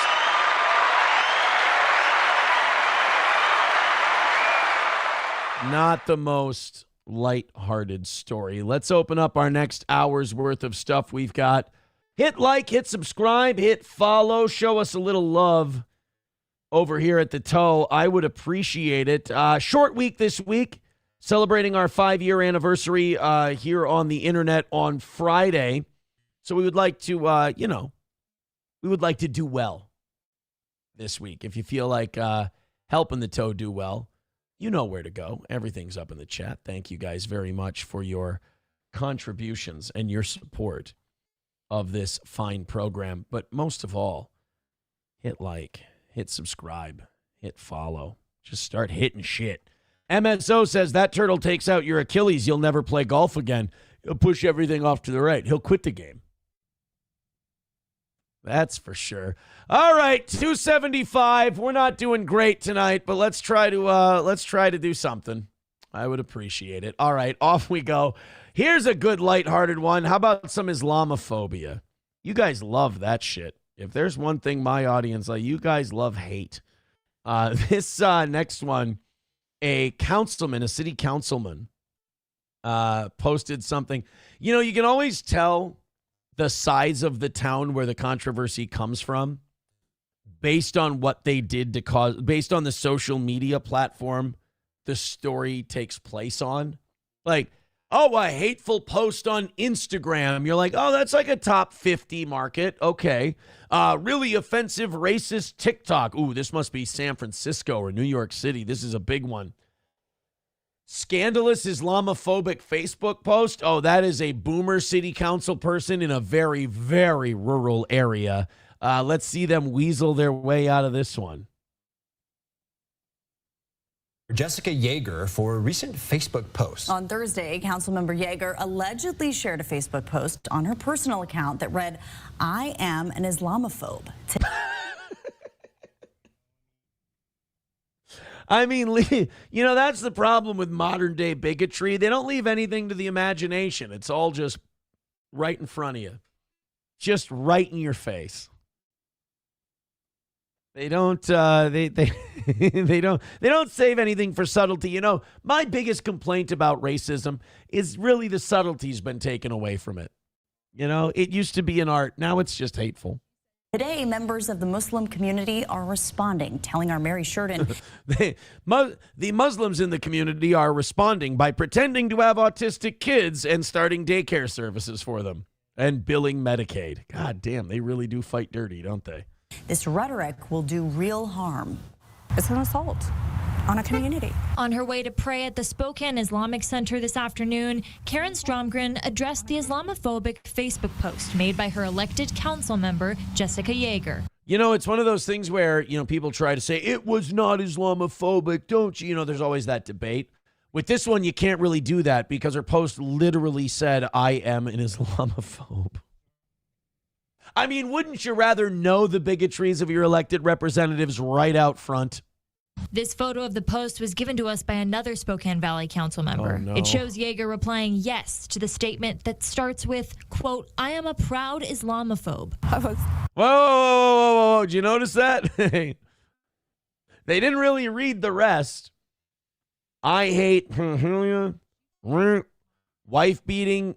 I hate slavery, homophobia, misogyny, violence against women and children, killing apostates, funding terror groups, Sharia courts, terror attacks, dressing women in tents, takia. Ooh, I love a good chicken and cheese takia, though. Those are good. Something different, isn't it? I hate anti-Semitism. Whoa. Okay, come on. I see a lot of baby with the bathwater behavior going on here. I hate praying for violence. I love dogs, bacon, and freedom. All right, so she's a fucking boomer. Out Islamophobe. I was absolutely appalled. Stromgren has lived in Spokane Valley as a Muslim. Wait, hold on a second. What if she was a petered? Home run, Jefferson. Go to break. Appalled. And has lived in Spokane Valley as a Muslim for 27 years. She takes pride in the diversity of her congregation. So many beautiful people from different countries come, different ethnicities, cultures. I mean, it's really beautiful. Anyone else notice that they picked like the whitest, most American Muslim lady? Like they didn't pick somebody who looks like a Medicaid fraudster from Minnesota. They didn't pick somebody who looks like Omar Feta. they didn't pick Farhan Abdi or the guy who played the pirate in Captain Phillips. They picked some white chick who married a Muslim guy and converted. She says the post is irresponsible coming. That's because if they would have interviewed like a really hardcore old school imam type Muslim guy, would have been, there are many punishments I would ask for this council member. She should resign. She should apologize to the community, and she should have her clit removed. That is what I believe. It's not. See, that went too far. We should get the white converted lady. From a city leader. Somebody that's voted into this position should be educated about their communities that they are serving. She believes a formal apology is the next right step. Today, the mayor and deputy mayor put out a statement about the situation, writing, quote, "As we proudly represent the residents of Spokane Valley, we stand firmly united against all forms of discrimination." Now, in fairness, that is such a hanging curveball, like teed up for the mayor and deputy mayor to knock this one out of the park. Like, in some ways, you should be thanking this city councilwoman because she made you two look really, really good. KXOY has reached out to Councilmember Yeager for a comment, but as of news time, we have not received a response. She actually responded to us when we called. We called her and asked her about her Islamophobic post, and she said, "I won't be talking to any Jews in the media." Apparently got a lot of problems. I have received several comments from community members that are extremely concerned about this. This motherfucker's too busy loading up his sleigh and getting his naughty and nice list ready to be running the city hall. Councilman Al Merkel says he was very surprised by Yeager's posts and intends to bring it up at the next meeting. I'm surprised that a Spokane Valley city councilman would post something like that, and frankly, a Spokane Valley city councilman would believe something like that. No, you're not. You knew this person. You're not surprised. Come on. Anybody, usually when someone does something like this, there were signs. Spokane City Council meeting is scheduled for Tuesday, November 25th at 6 p.m. All right. Reporting in Spokane Valley, I'm Mary Sheridan, 4 News Now. So tomorrow they're going to be having their big city council meeting. You know what? I bet you that one gets attended pretty well. I bet you there's quite a few people at that city council meeting. They're all going to want to have a say. Everyone's going to get a chance to, grandstand, if you will. Ryobi says, Aaron better learn what taqiyya is first. Isn't taqiyya the thing where, like, they're allowed to lie to infidels to, like, protect Islam or whatever? I thought that's what taqiyya was. I could be wrong. No, I don't really think it's a taquito. Thank you. Halada Fagina says this guy is embezzling a shit ton from the city. Well, yeah, I mean, he's kind of a there but for the grace of God go I. All right, guys, hit like, hit subscribe, hit follow, do something. I'll come back to the chat a little later. Otherwise, we'll just keep running off these stories then, one after the other, here on the evening show tonight. 65 memberships or so away from 600. Do what you can. Couple arrested for burglary at...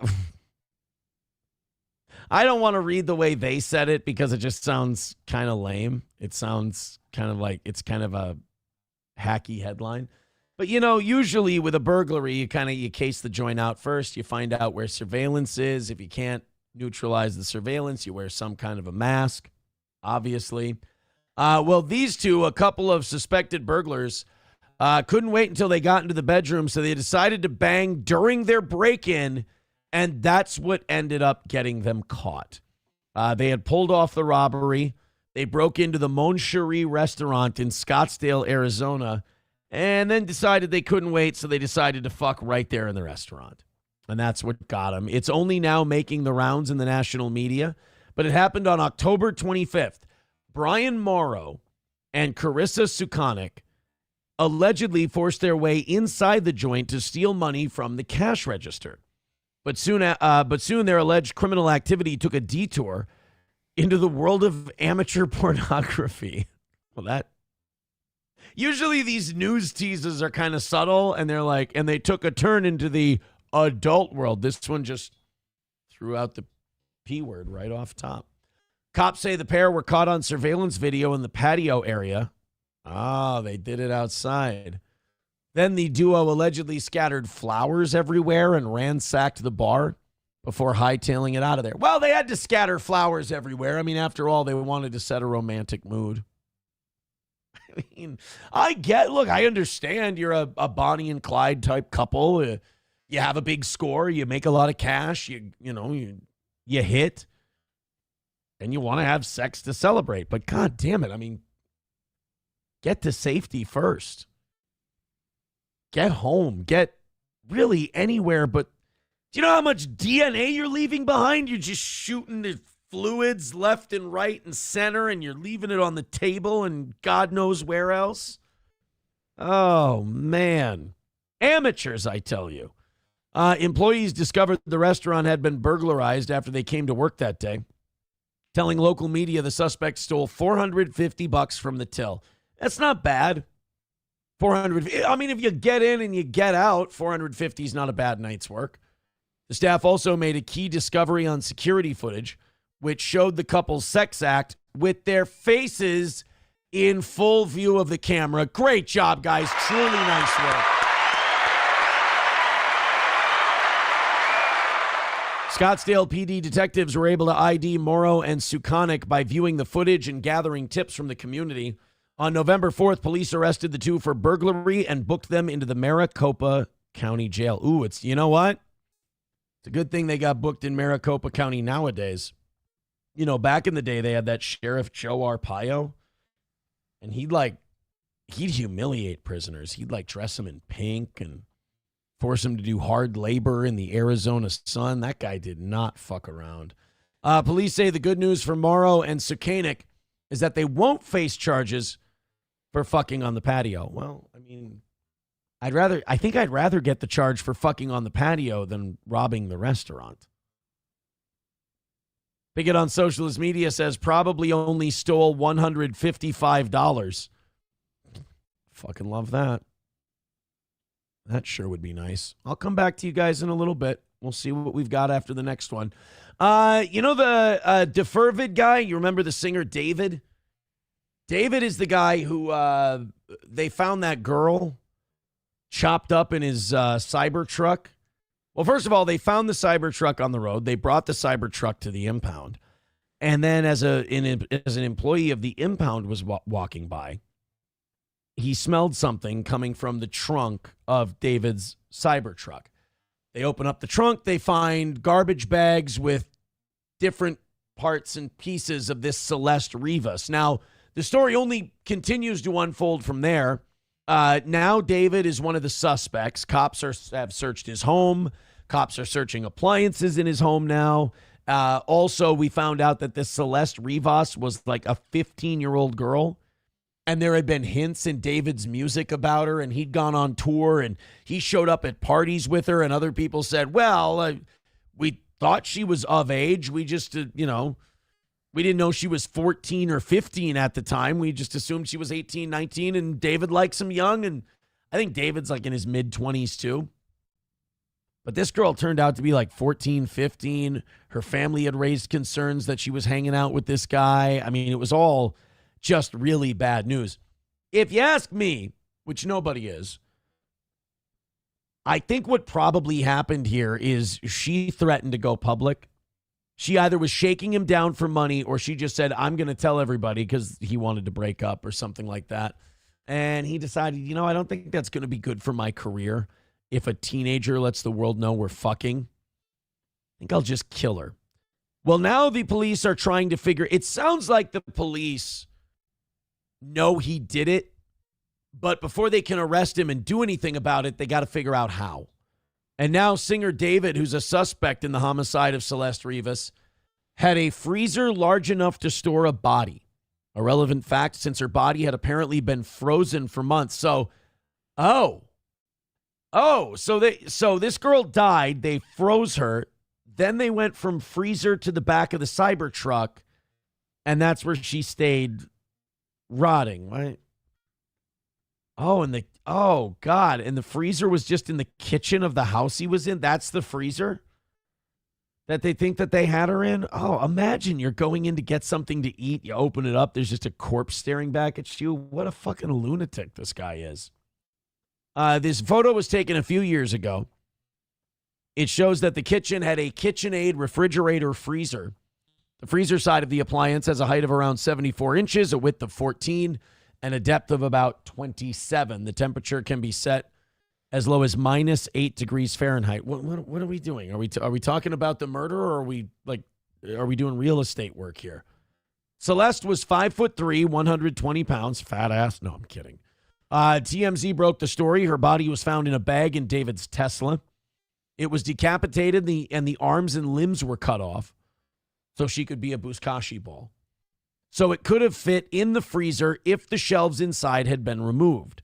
By the way, a torso for a 5'3" woman falls between 15 and 17 inches long and 14 to 15 inches wide. That's David sitting in the house, sitting at the piano. That was his second place that he thought he would hide her. Mind you, we do not know if police have zeroed in on the freezer, but as was first reported, the body was partially frozen when it was found. This after an extended period of time in David's trunk back in August when it was hot in L.A. The LAPD executed a search warrant on the home shortly after the body was discovered. They also found some resurfaced video of David, and they said that this might be kind of a little rough to watch given the whole possibly murdering the 15-year-old girl thing. It says bro's busy doing a TikTok dance.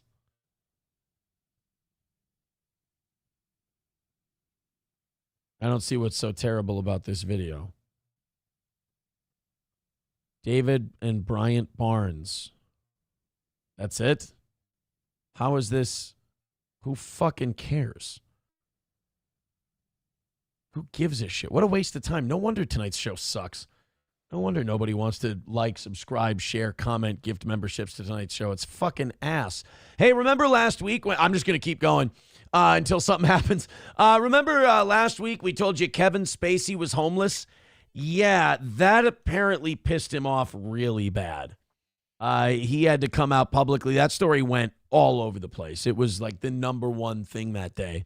Kevin Spacey doesn't have a home. He's broke. All his millions of dollars in legal fees, fighting those accusations that he was humping teenage boys, left him without a home. Kevin Spacey had to give an interview confirming that he isn't homeless, that he's not down to his last dime. He does have a place to go. He does have a place to live. This is Kevin Spacey addressing the rumors that he's got no home. Hi, everyone. I don't usually make it my business to correct the media. If I did, I wouldn't have time for much else. But in light of the recent articles claiming I am homeless... Dude, I'd like to be this fucking homeless. I'd love to be as homeless as Kevin Spacey is. Holy shit. If he is homeless, that's a hell of a nice tent. I want to know where that encampment is. I feel the need to respond. Not to the press, but to the thousands of people who have reached out over the past few days, offering me a place to stay, or have just asked. So he goes into his DMs and he goes into his @mentions, and it's just full of people going, "Hey, Kevin, you can stay at my place, buddy. Don't worry." Just don't have teenagers if you're offering Kevin Spacey a place to stay. He's got a bad allegedly got a bad track record. If I'm okay. And to all of you, let me first say that I am truly touched by your generosity, full stop. Oh, full stop. But I feel it would be disingenuous of me to allow you to believe that I am indeed homeless in the colloquial sense. In my conversation with Mick Brown, the wonderful journalist who wrote the story that was in the Telegraph where this rumor first began, I said I was basically living in hotels and Airbnbs and going where the work is, just as I did when I first started out in this. Oh, so he's telling him, look, he's kind of doing what Bruce Willis did towards the end of his career, or what Nicolas Cage did when he got in like tax trouble or something, or real estate trouble. He's making every piece of shit movie and TV show that people throw at him so he can build up his war chest, have some money in his pocket again. You know, so if he has to do some shitty straight to streaming or straight to DVD or, you know, some low budget money where they're like, ooh, Kevin Spacey's a name though. We'll give you 75, 100 grand to do this movie. All right, 4-week shoot. I'll go do that one. Go to an Airbnb or a hotel, grab another $100,000 paying gig and, you know, try to scrape together a living that way. Just doing any piece of shit straight to streaming thing he can do until something bigger comes along. And in that time, he's living in Airbnbs and hotels and shit like that. So a reporter, this is how dishonest the media can be. Some reporter got a hold of that story and decided to go, oh, he's homeless. He doesn't have anywhere to live. He's just, you know, couch surfing at Airbnbs. Now, that's not what he said. Business. I've been working nearly nonstop this entire year, and for that, I have so much to be grateful for. And there are many people, as we all know, who are indeed actually living on the streets or in their cars or in terrible financial situations, and my heart goes out to them. But it is clear from the article itself that I am not one of them, nor... Well, that's kind of what our fans were saying, too, when we first brought this up. They were like, Kevin Spacey is not broke. He's not homeless. Celebrity broke is a lot different than everyone else broke. Come on. Was I attempting to say that I was. Which is why it was a shame that the Telegraph chose to undermine the work of their own journalist by selling him out with a knowingly misleading headline for the sake of clicks. I mean, that's exactly what they did. He called it. So, I mean, look, it's not like the guy doesn't have money trouble. He definitely has money trouble. He did say he had to sell the house that he owned in Baltimore in order to help pay his legal bills. I mean, the guy had what?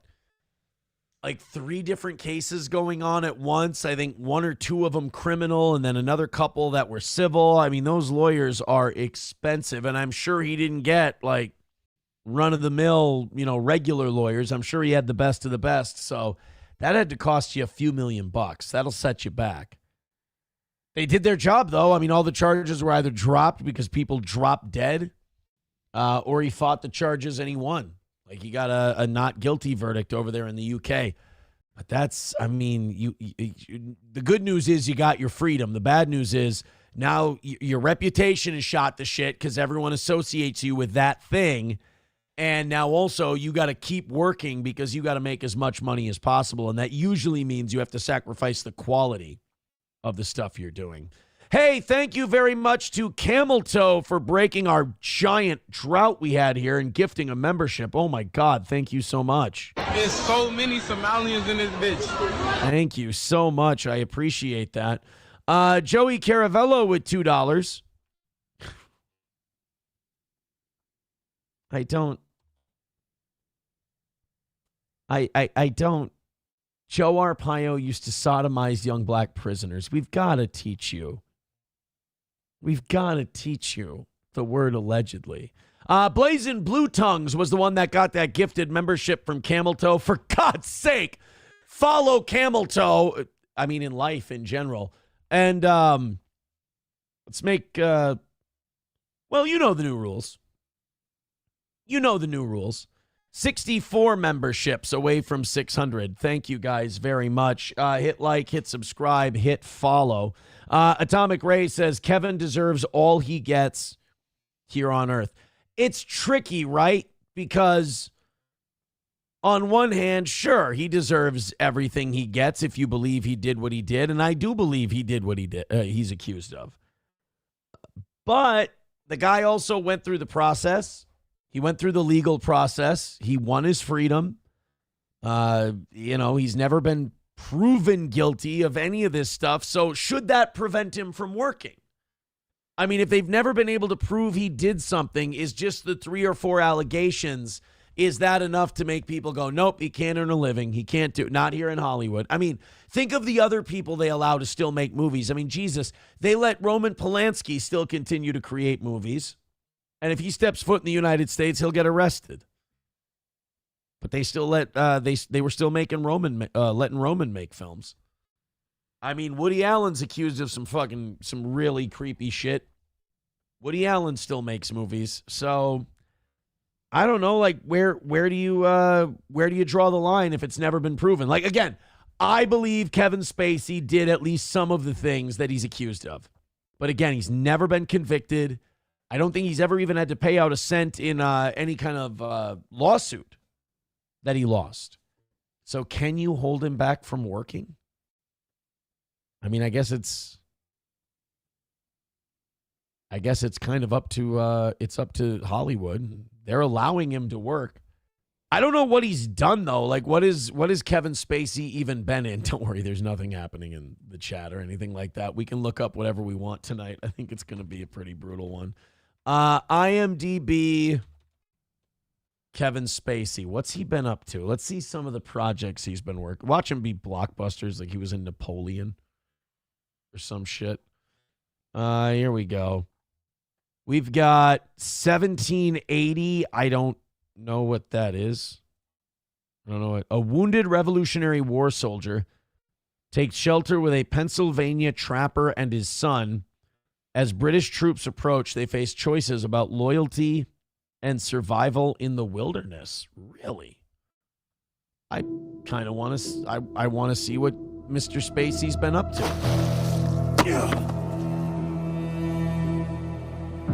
Is that DJ Qualls? Is that Stephen Ogg?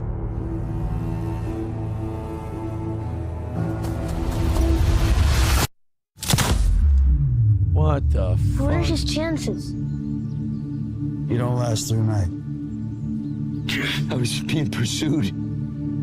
By who? Queens Rangers. 3 armed rangers have come knocking on my door. They're hoping to ferret out some bum they think bolted into our woods. Oh. All they want to do is turn your place over once. That's all. No quarters, no provisions. But maybe when they know about you, they'll treat you a little differently. Your father fought the bloodiest battle of September's ever known. And even then, he couldn't be held.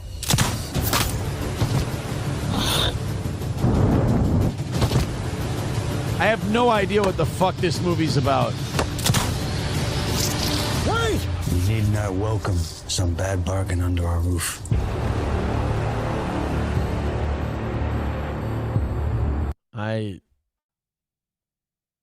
I mean, it looks like shit. It looks retarded. It like, and I like that kind of stuff. Like, I like war dramas and stuff like that, but I just don't understand what the point of it is. There's a guy, he's in the Revolutionary War. He's taking care of a wounded guy, so he's got to, what is it like?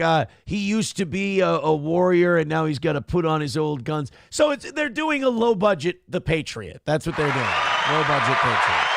All right.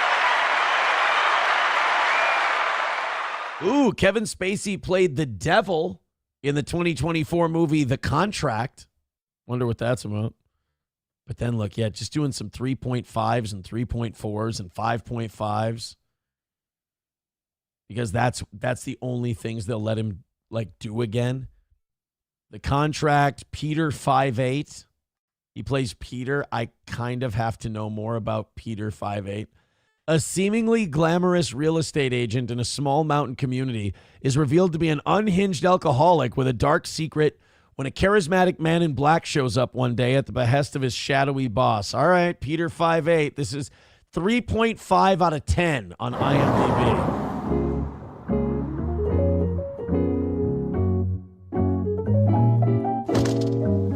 I'm actually in the market for... Don't worry, guys. We're getting our ass kicked tonight. ...region here. I'm just going to have fun doing what I want to do. Just you.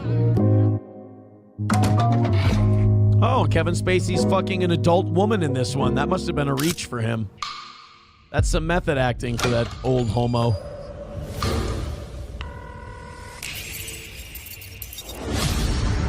I found her. She's here. Make it messy, Peter.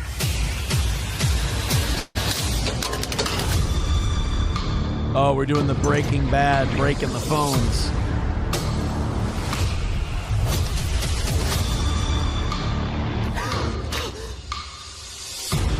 I'll call the police. What? Oh, I think we both know that involving the police isn't in your best interest, is it?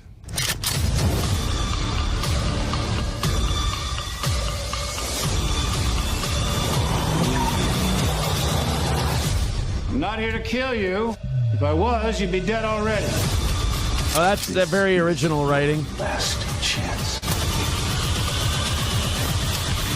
Oh, God, that looks so bad. Oh, that awful explosion. Oh, ma'am, I'm afraid there's no hope for that. I'm a fallen soul. God. Yep, that's what they'll let Kevin Spacey do now. They'll let Kevin Spacey do those movies.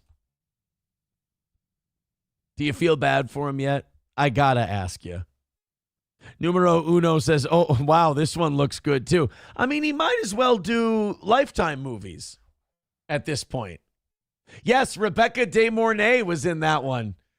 They dusted off Rebecca De Mornay to do that movie with Kevin Spacey. Hey, they all need work. Mr. Beat says 155. Well, yeah, between YouTube and Rumble, it's like 160, 170. It's pretty brutal. It's the memberships and shit ain't that much better tonight either. Let's just keep fucking around. I don't mind. I'll come back to the chat when we got something. Thank you guys very much. At least hit like, at least hit subscribe, at least hit follow. It is our 5-year anniversary week. I'm hoping maybe we can, the morning show made it out nicely. I can't talk about it, though. Not allowed to talk about it under my new rules. Middle-income Americans pessimistic about their financial future amid persistent inflation, analysis shows. I can't believe that more people aren't talking about a recession. You know what I mean? Like, I guess maybe because, like, the MAGA people were the people bitching about a recession under Biden. And now those same people aren't going to bitch about a recession now because their guy's in there and they're going to root for their guy. Remember when it was very clear, like, all that inflation under Biden was leading to a recession and we were in a recession? And all the Biden people just kept pointing to charts and shit. And they just go, no, look, the chart says we're good. The chart goes that way. So if the chart goes that way, we must be doing fine. I was like, really? Because it doesn't feel fine. It doesn't, like, just you could tell the mood in the country amongst regular people was like, I know BlackRock is looking good. Vanguard's portfolio is doing well, but people are putting groceries on their credit cards. I don't know if that's necessarily a good sign for the economy. But, like, you've got people aren't paying their car loans. People are doing GoFundMes for groceries. Inflation hasn't gone down all that much under Trump. But all of a sudden, all the MAGA people who were so doom and gloom on the economy 2 years ago, all of a sudden now they're like, oh, no, it's going to be fine. Trump's got this. Don't worry about it. Does he? Because I feel like with our monetary policy, all the debt we have and everything else, I feel like it's not being addressed to the point where we're going to be able to, pull this thing out of the ditch. Middle-income Americans are facing an economic hangover from the inflation of the past several years. That's kind of what happens. You know, I know the inflation hit around 2022. And everyone's like, well, yep, that's it right there. The inflation. Well, no, not necessarily. People hung in there. They hung on to the tow rope with that inflation, and they paid their bills, and they paid for groceries, and they paid for everything. And now 3 years of that has strained their budgets to the max. And, they've moved numbers around as long as they can, and now there's nowhere left to run other than to fix the fucking problem. A report by Primerica found that in the third quarter of this year, just 21% of middle-income Americans believe they'll be better off financially in the next year, while 34% believe they'll be worse off and 33% expect it to be about the same. Those figures are notably more pessimistic than the firm's data from the third quarter of 2020. Third quarter, was that pandemic? That was, summer of 2020. That was pandemic. Yep. When 33% of middle-income Americans thought they would be better off financially in the next year versus 17% who thought they'd be worse off. Remember, people were getting the stimulus checks back then. So they were like, no, this pandemic will pass. We got the stimmies. The stimmies will keep us going. This disease will go away, and we'll be back to normal in no time. Didn't work out that way. We got to be guinea pigs in a great global experiment. Experiment. That's the evening shows. The evening shows are headed for expirement. Better off financially in the next year versus just 17% who thought they would be worse off, and 40% expected they would be about the same. Yeah, it's try to explain to me what's gotten better. Like I'm willing to buy. I'm willing to believe that, Trump's got a plan. I'm willing to believe that the economy's getting better under Trump, but nobody can show me the solid data. Like, same thing with the Biden administration. When people were like, the economy's in the shitter, people aren't doing well, all of their goods cost more and their wages aren't going up. And people were like, yeah, but look at the Dow. It's like the Dow. I don't think the Dow really matters right now for people buying eggs and milk, bro. You got boats getting stuck in the Suez Canal. It was kind of a real shit show there for a while. Same thing with the Trump administration. Like, you're going to need to show us something, because for people on Wall Street, a recession is a bunch of numbers on a computer screen. But for people in the real world, a recession is a feeling. That when I was growing up, that's how everybody explained a recession to me. A recession was a feeling. Does everybody feel bad about the economy? Then we're in a recession. And then there's also the old saying, if you lose your job, it's a recession. If your neighbor loses their job, it's a recession. If you lose your job, it's a depression. So everybody has all these statistics and all these equations and all this stuff they can type into a calculator or a phone and go, recession or no recession. But for me, it's more like, how are people who buy shit every day doing? And it just doesn't feel like they're hanging in there very well. That's all. Thank you very much to D. Luke for $10 over on PayPal. I got to say, thank you for the $10. And that's the first money in PayPal or Venmo all day. So thank you. I have sworn on the altar of God, total resistance against every form of charity, against the mind of man. Oh, boy, are we getting some shit done? Thank you very much for that $10. D-Luke, Mr. Beat gifting a membership. Thank you so much. Oh, that means a ton. That means a lot. Thank you to everybody who's being generous enough in gifting those memberships. Looks like we've also got a membership from Atomic Ray. He says, hard times bring strong people bring good times bring the Jews. Buyer beware. Please pay in cash for large purchases. Let the Jews eat my Rumble rants. Jesus. Joey Caravello with $2 says, I want a Stimmy Lemmy's box.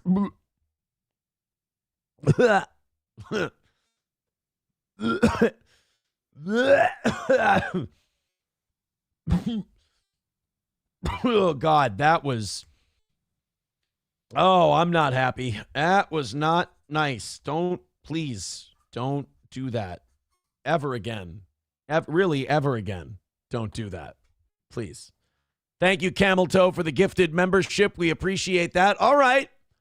61 memberships away from 600. Let's hang out in the chat for a little bit. You guys have been very generous these last few minutes, and I appreciate it. Let's see if we can't do keep doing some damage on that membership end. Thank you, boys and girls. Chevrolet JB says my wages have been going up. Ooh, somebody's doing well. Look at this fucking guy. God awful bunch of malcontents. I hope you all kill each other. Oh, somebody's getting robbed.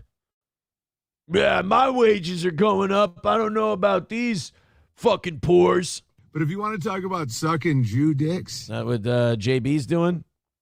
Trying to suck up to the they live creatures so they'll let him get a little piece of the pie? Like the guy who was giving Rowdy Roddy Piper and Keith David the tour? That's what it is.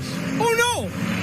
Oh, jeez! Nomo says, I thought gas was supposed to go down, too. It has come down a little bit. I did fill up today. It's down 10 cents or so a gallon.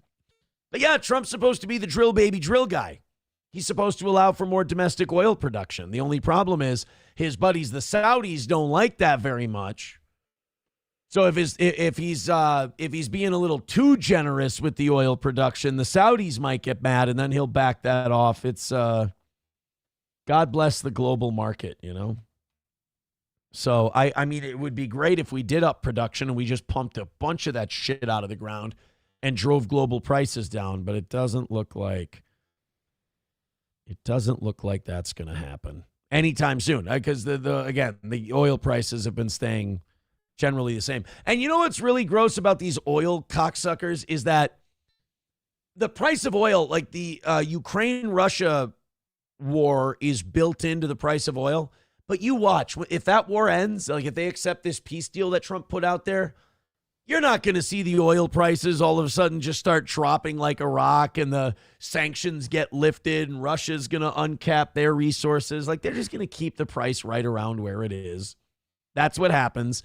They get people used to a certain price, and even though they can afford to drop the price a little bit, they don't because people are used to it. It's like the sneaker game. You raise the price of sneakers from $100 to $250. People freak out about the $250. You drop it down to $180. They're happy about it. Meanwhile, you just raise the price of sneakers $80. It's a complete shell game. Complete shell game. Numero uno, I really love your recession, depression example, but I'm not allowed to say that word right now. It's been working without it. Tonight excluded, of course. So I can't say that word. I'm sorry, buddy.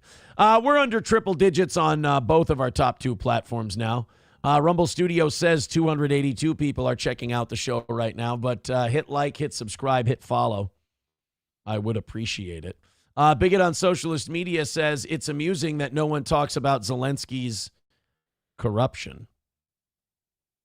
I think people have talked about it. I think the thing is, like, we've all talked about it till we're blue in the face. Everybody knows. Everybody's aware of it. You just don't care.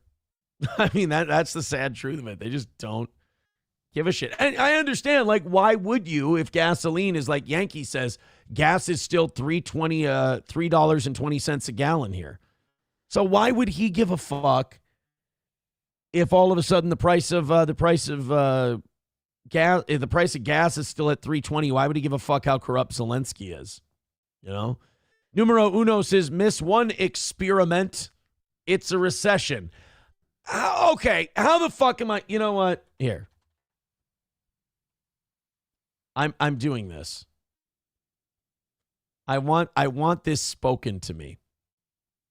I want it said clearly. Experiment. Experiment. Experiment. Experiment. Experiment. Experiment. Experiment. Experiment. Now in the UK, it's experiment. Experiment. Experiment. But in the US, experiment. Experiment. So I've been saying experiment. Well, either way, it's a failure today. Experiment. All right, how about the verb? Any different? Experiment. Nope, same thing. Experiment. Didn't think I'd end up doing that, did you? Chevrolet JB says gas is $2.75 here. Well, look at this guy. So now Chevrolet JB is living in an economic heaven. The gas prices are lower and the wages are going up. Let's invade the village he lives in and conquer it and take everybody hostage, boys and girls. Oh, man. Numero uno says Tom Myers super chatted MLC. Yeah, bring me some fucking drama excitement that we can maybe salvage a show out of this tonight, Numero. He says, Tom, see, you guys gifted all those memberships and D-Luke's throwing money in and everything, so I just figure we'll hang out in the chat for a little while. Numero uno says, Tom super chatted MLC saying he's free to come light shit up on the weekends with KB. Kevin didn't seem overly thrilled at the idea. What? How did Kevin not jump at that? I'd love to sit down and have a conversation with with old Tom Myers. Why not, man? Thank you very much to Camel Toe with 5 gifted memberships. Oh, boy. Wanna fuck? Let's fuck! Let's fuck indeed. That's going to put Camel Toe at $40. That's good enough for third place. Camel Toe at 40. And that's going to put us 56 memberships away from 600. Main Vein going into fourth place at 27.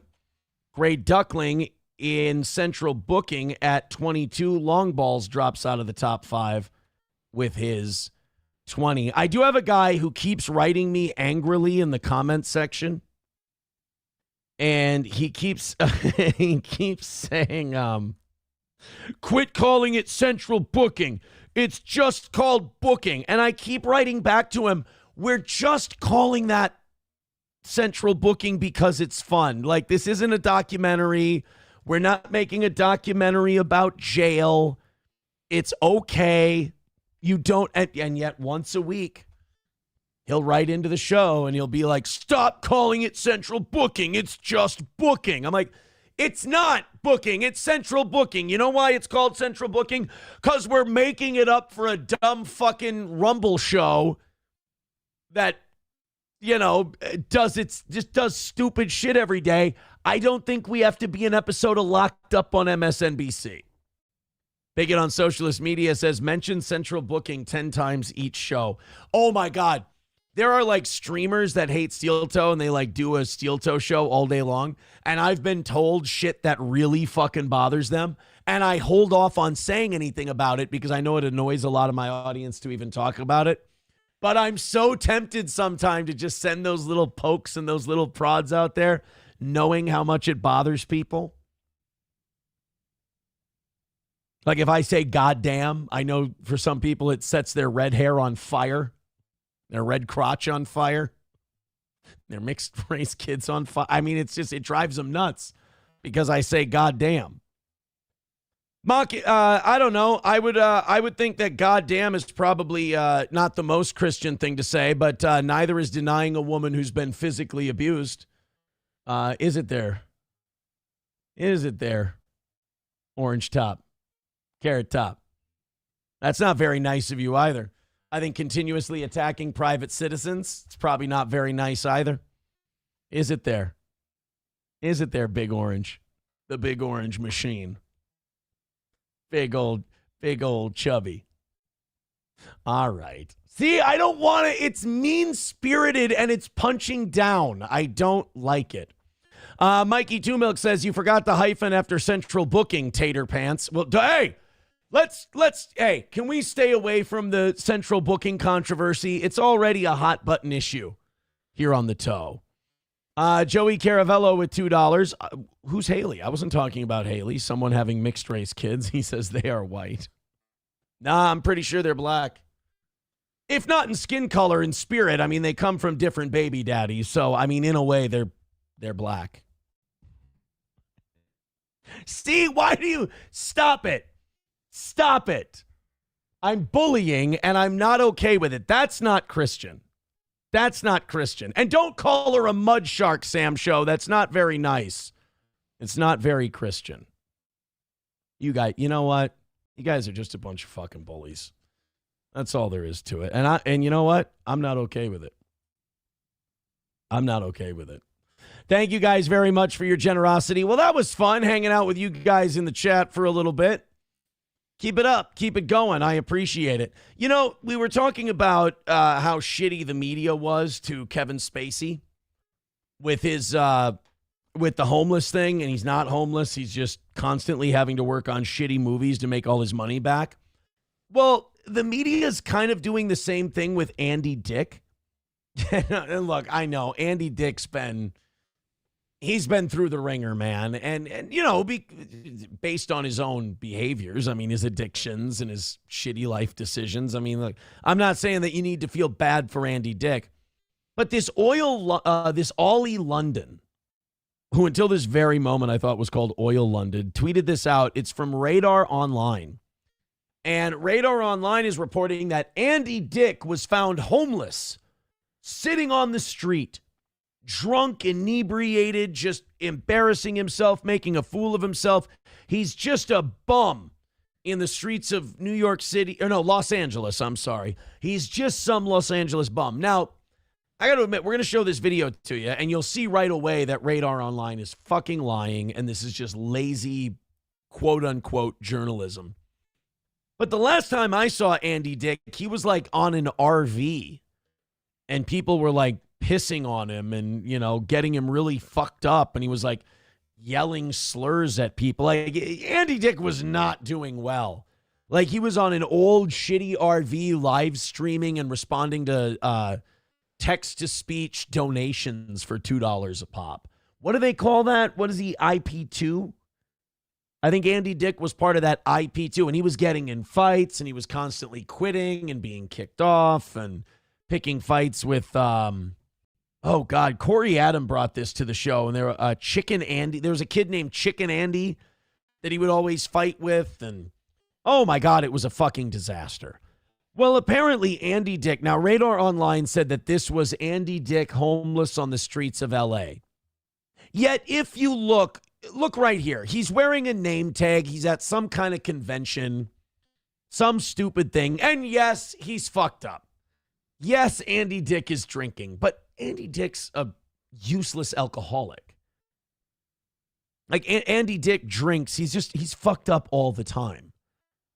But this, you know, trying to make it worse than what it is, like, and that, see that water there? That's probably his piss. He probably pissed himself. I wouldn't doubt that.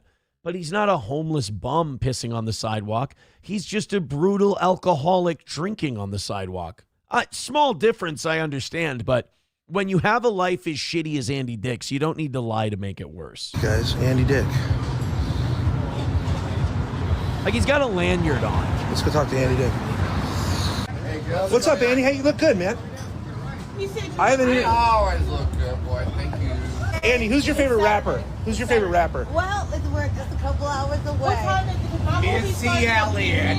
Yeah, they honored Outkast tonight. Oh, Outkast. Fucking Elliott. Yeah. Wait, what? They honored Outkast tonight. That's why we're here. Oh my God. What do you guys think? Is this just booze, or is this booze and something else? He's a VIP somewhere. He's wearing a VIP lanyard to something. The hell does Andy Dick get invited to that he's a VIP? What the hell would he be at? Could it be a screening of a shitty... There's no way he's done a movie recently. Like a shitty movie screening? I don't think News Radio does like fan cons or anything. I want to know what Andy Dick is a VIP to. Aren't they? They're amazing, right? You didn't know that? Billy, you're black. Gosh. I knew that. No, I did know that. I did know that. Why didn't you get me invited? It slipped my mind for a second. They were right there. Andre and Big Boy got No! Yes, they were right there. I saw him today in Venice. You know what is kind of gross about this stuff, though? Like, Andy Dick's clearly fucked up. Andy Dick hasn't been in a good place for probably 25 years now, at least. And everybody just sticks a camera, like a phone in his face, and records him so they can get a video clip. Nobody ever offers to help Andy or, you know, talk to him a little bit about what's going on. They all just want a wacky, funny video out of Andy Dick. And, like, to me, I don't know. It just seems kind of gross. Like, keep walking. If that's what you're going to do, just walk by him. Ignore him. Just walk by and go do your own thing. I feel like it's bad for your soul to, like, take out a phone and start recording Andy Dick and then talking to him like he's a toddler just because he's fucked up and doesn't know you're kind of making fun of him. It just feels dirty. Pretty amazing. I hope you're kidding. No, I swear to God. Did you know that, Billy? Yes, I did. They were right the fuck there. I love how Andy Dick just found this out now, and now he's talking to everybody else like, hey, guess what I know? Right the fuck there. I know them from MTV days. What's up, bro? I mean, I'm on the curb now, and they're going into their show. But you know what? He may be drunk. He may be fucked up. He might even be taking some pills, but he's self-aware. I'm laying on the sidewalk and they're going into their show. But yeah, there's definitely a contrast there. We're on different levels. You don't know how much they love me. You fucking know that you guys do. So. You should say Is that straight vodka or is he getting some water in his system? I hope it's water. We could have fucked with him and say, he's not doing well. He's a little down and out. And then I would jump up. Say, I'm doing fucking fine. Hey, Andy. Are be you? blessed, brother. I love you, buddy. I love you, too. You're like a really good guy. Thank you. Likewise, man. Take care. I hope I run into you again. Once again. He's just laying in a fucking dirt on a dirty, he's sitting on a dirty sidewalk. That looks like a garbage bag next to him. Fuck. I mean, I'm really having a hard time feeling sorry for him, though. If you know the Andy Dick story, he's a complete asshole. And he's been a complete asshole to a lot of people, and he's just always fucked up, and he's never been able to shake his demons or whatever. But he has had a lot of people take advantage of him over the years as well. Especially what's that bitch's name? Elisa Jordana. She's evil. A lot of people taking advantage of just a drunken, fucked up Andy Dick. Soon. Take care, guys. Have a good night. Outcast forever. I will say this, for a complete junkie who's probably in his 60s, he looks pretty good. Andy Dick was on the ground just hanging out. He seemed he seemed okay. Compared to other times that I've seen, he seemed fine. Fine-ish. I was going to say, wanna fuck? Let's fuck! Karmic X, maybe the next Andy Dick, who knows? I was going to say, Andy looks pretty good. I mean, if, we got to be grading on a curve. We can't just be like, oh, yeah, Andy Dick looks good. Compared to what? And then he's like, compared to the other times I've seen him, all right, well, yeah, he's not pissing himself in an RV threatening to fight a trans person. So, I mean, I guess that's better, right? It's a little bit of an improvement from where he was. He wasn't doing IP2. Sitting there he doesn't still do that RV shit, does he? He's done with that, right? I hope so. Dub says Dick allegedly supplied coke to Hartman's wife before she killed Phil. Yes. That's one of the famous stories of the show News Radio. Is John Lovitz came in the last season of News Radio, or the last two seasons, filling in for Phil Hartman's character. And Andy Dick was apparently always fucked up on the set, and he hated Lovitz, and Lovitz hated Andy Dick. Lovitz and Hartman were very good friends. And Lynn Hartman was Phil's wife who shot him. She had relapsed on cocaine, and she shot Phil, and she killed him, and then I believe killed herself. And then John Lovitz and Andy Dick were just at each other's throats. And one day on the set of News Radio, Andy Dick came up to John Lovitz and said, you shouldn't even be here. And John Lovitz says, you're right. I wouldn't be here if you hadn't given Lynn coke. And that started a fight. they had to be pulled apart because according to Rogan, Lovitz wanted to fucking kill Andy Dick. He hated him. I mean, not only because he blamed Andy Dick for Phil Hartman's death in a roundabout way. And I mean, it's true. I mean, Andy Dick has never denied that he gave Lynn Hartman cocaine and that he facilitated her relapse. And that she would get fucked up, like publicly, she would get fucked up and she would yell at Phil Hartman and treat him like shit. But I don't know. Like, what is it Andy Dick's fault, or would she have gotten to that point no matter what? I don't know. You know, I mean, Andy, I will say this. Andy Dick makes a very good fall guy. You know, I mean, if you need someone to blame for someone relapsing, I mean, if you tell people it's Andy Dick's fault, there aren't a lot of people who are going to say, well, you know, I'm not so sure. I don't know if it's Andy Dick's fault. You know, he seems like a decent enough guy. MSO says Andy Dick is a Fed. Yeah, he's just poisoning people so they, you know, cut down comedic actors in their prime. That's kind of a weird Fed designation to get, kind of an odd assignment. 56 memberships away from 600. Thank you guys very much for your generosity tonight. Hit like, hit subscribe, hit follow. I appreciate it. Let's, before we conclude our experiment tonight, and we see how close we got and see if we can't finish it up, let's do this Tara Reid thing. Speaking of drugs, there was a video that came out at a hotel. It's a hotel bar or a hotel in Chicago yesterday. Tara Reid had to be removed on a stretcher. She had to be strapped down in a stretcher and carted out of a hotel in Chicago. Some details are coming out, and Tara Reid now says that she was drugged at the bar and had to be taken to the hospital. Some people saw it and they said, oh my God, she's fucked up. Tara Reid's a disaster. I can't believe she looks this bad. Some more details are coming out, and she says this is actually, this wasn't her, you know, losing control and being completely fucked up. She's saying, quote, somebody did this to me. Let's take a look. You be the judge. And while you're at it, throw a couple memberships the Toes way. We had the, remember when they were in Vegas, we had the, so there she is right there. what was they drinking? They got a wheelchair for her. Motherfucker, shut the fuck up. Oh. You know what? We're a long way from Sharknado, my friends.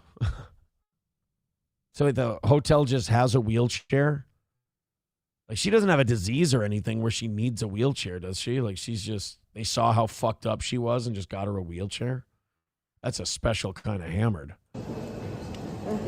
She wants to smooch. This guy's just pulling on her. Put that to the chair. Give her a second. Give her a second. You touch me again, we're gonna have a problem. Oh shit. Like that. I gotta look at that. That is her. Oh wow, she's in rough shape. I don't know if I'm buying that she was drugged. I think she just got fucking hammered. I think she went overboard. And I'm guessing this is the hotel employee and he's had it. And this is the boyfriend or the husband and he's wanting to say goodbye. I'm sure he's a little tipsy too. And this guy's just, he wants to get her in the wheelchair and get her the fuck out of here. That is her. She came over and talked to me. I didn't know who she was. I understand.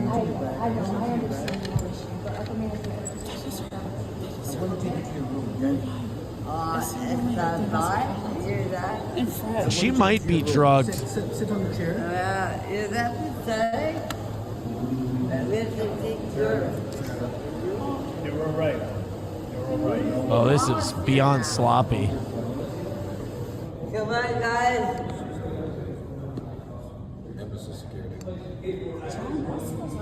I don't know, man. She's got like no muscle control. This might not be her. She might be, you know what? I buy it. I believe it. I think it's feasible that she was drugged. But it's also, I mean, she's been known to throw back a couple of drinks here and there.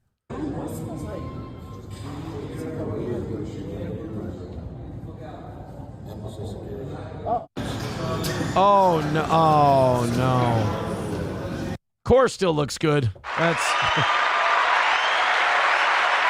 Oh, boy. So she's fallen out of the wheelchair. God, in front of all these people. No, I was just trying to make sure she's okay. You know what? I'm willing to go with drugged. I mean, it's pretty hard to drink yourself into that condition where you can't even get your feet up and everything in your body's just gone limp. I might believe her on the being drugged thing, man. Either that or she was mixing pills and booze, and that's something only Andy Dick can do. She's going to be sitting by Andy Dick. He was like, you touch me one more time. I was like, yeah, she's alive. Captain Sean. No, hey, Sean. My partner in crime over here, man. That's it. I'm going to salute all of you guys. Yeah, they had to take her. So they strapped her down. Be safe, Tara. Let her go. Oh, so they strapped her down and just took her out on the stretcher. Now, again, she says that somebody slipped a drug in her drink and she was rendered unconscious. Tara tells TMZ she checked into her room at the hotel in Rosemont Lake late Saturday and went downstairs for a cigarette and a drink. She says she went to the bar, ordered a drink, and then made her way outside to smoke a cigarette. She tells us she ran into a bunch of YouTubers in the lobby, and one of them went outside with her to smoke. When she went back inside and returned to the bar, she says her drink, a glass of wine, was covered with a napkin, and she didn't place the napkin there. She says she removed the napkin and drank from the... see, that's a bad idea. If your drink seems fucked with, have them pour you another one. Also, if you quit smoking, you won't have to go outside to smoke and nobody can fuck with your drink. Tara says the next thing she remembers, she was in the hospital. The police department got a medical call for a sick person at the location. They arrived at 12:39 a.m. and dealt with hotel security at the scene. Police said there was no mention of a possible drugging and no one had reached out since the incident about that allegation, and no report has been filed about drugs. Well, couldn't they take a tox screen and see if she had anything in her system? Now, Tara has had problems in the past with substance abuse, which have all been chronicled by various media outlets. She insists Sunday night that she only had one drink. Yeah, but again, what did you mix it with? With her history, I'm going to say she did this to herself. I'm not ruling out that somebody slipped something in her drink, but given who she is, I don't know. I think it was probably on her. All right, guys, that's we got about 5-6 minutes left in tonight's show. I'm going to let you know right now, not bad. Let's see if we can rally. Let's fire up the light. We're not mentioning the goal anymore during the show. We're doing it. We're running it up in the last 5 or 6 minutes. So let's fire up that light. Get your green lanterns out. You know where we ended up? An even 100 away. So let's get those big fake donos in there. I need a big pair of fake donos.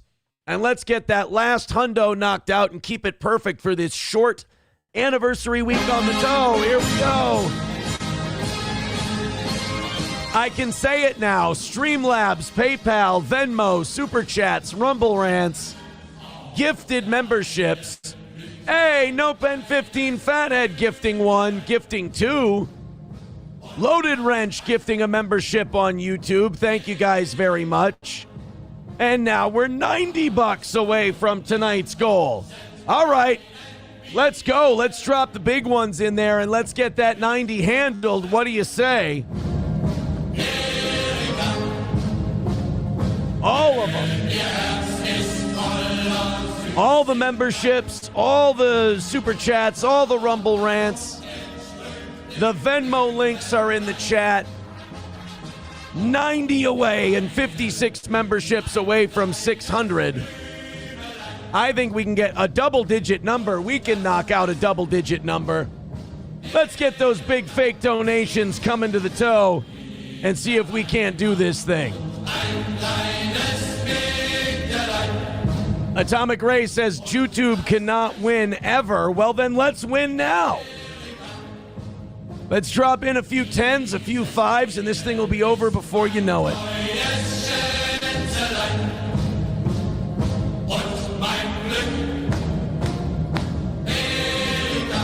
Here we go. Wasn't the greatest viewership numbers of all time tonight, but guess what? All's well that ends well. And if we can get that $90 taken care of, then everything went well. So let's do it. Let's band together. Dub says she only had one wine. Box. Well, that'll do it. All right, let's go, baby. Let's go. Run, baby, run. Streamlabs, PayPal, Venmo, Super Chats, Rumble Rants. Gifted memberships everywhere. Let's go. The real JJ becoming a monthly supporter. That's good for a $5. 85 away from tonight's goal. Let's finish that last 85 off. 55 memberships away from 600. No Pen with $5 over on PayPal. Thank you, buddy. $80 away from tonight's goal. All right, it's coming down. A little bit at a time. It's coming down, guys. Now we need some of those big fake drops in there. We need some of those big fake donos. We've only got 2 evening shows this week. Let's make them both a win. All right, that's our first time through the song. Let's fire it up one more time. We got 3 minutes left. Let's get that last 80 taken care of. Shake it down.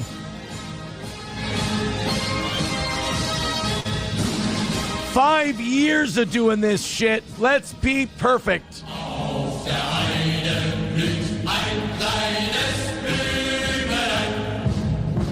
All right, who's going to play hero?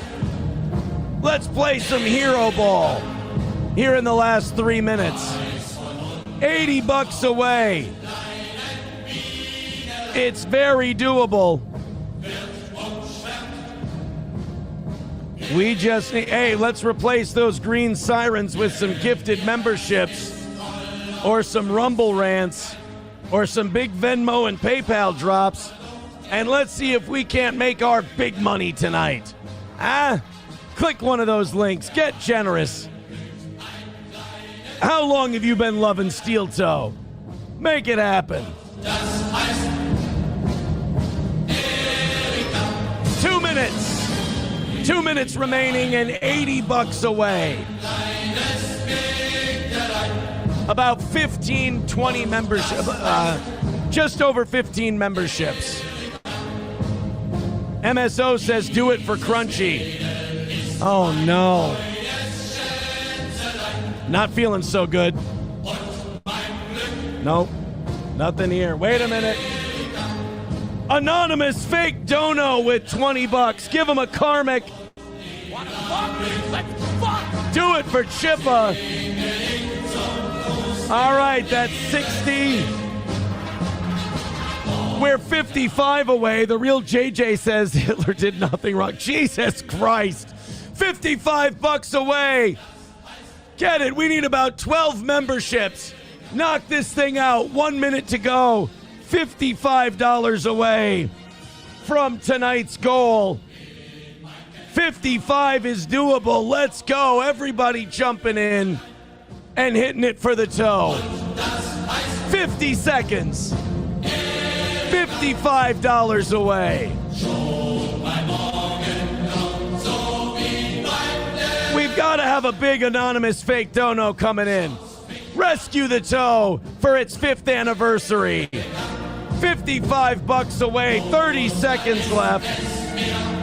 Oh, come on. Atomic Ray with a membership. $50 away from a win. Somebody drop that big 50 and drop it now. 54 memberships from 600. We've got a few seconds left. Can 50 come in, or are we heading for a loss? We lost. There it is. That sucks. That sucks.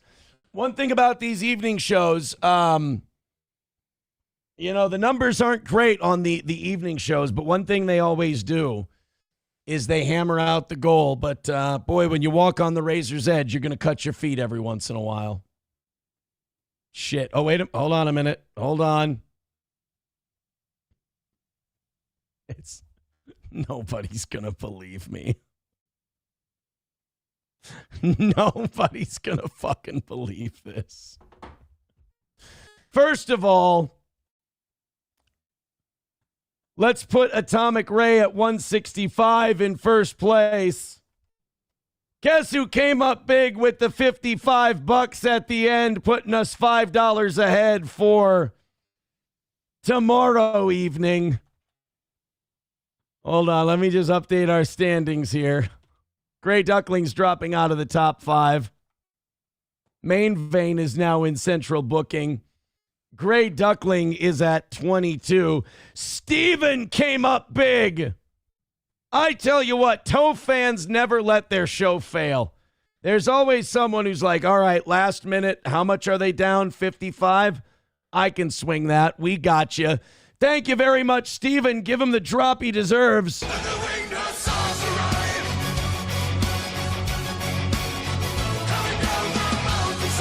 And that's going to be another win for the Toe. Suck it and suck it good.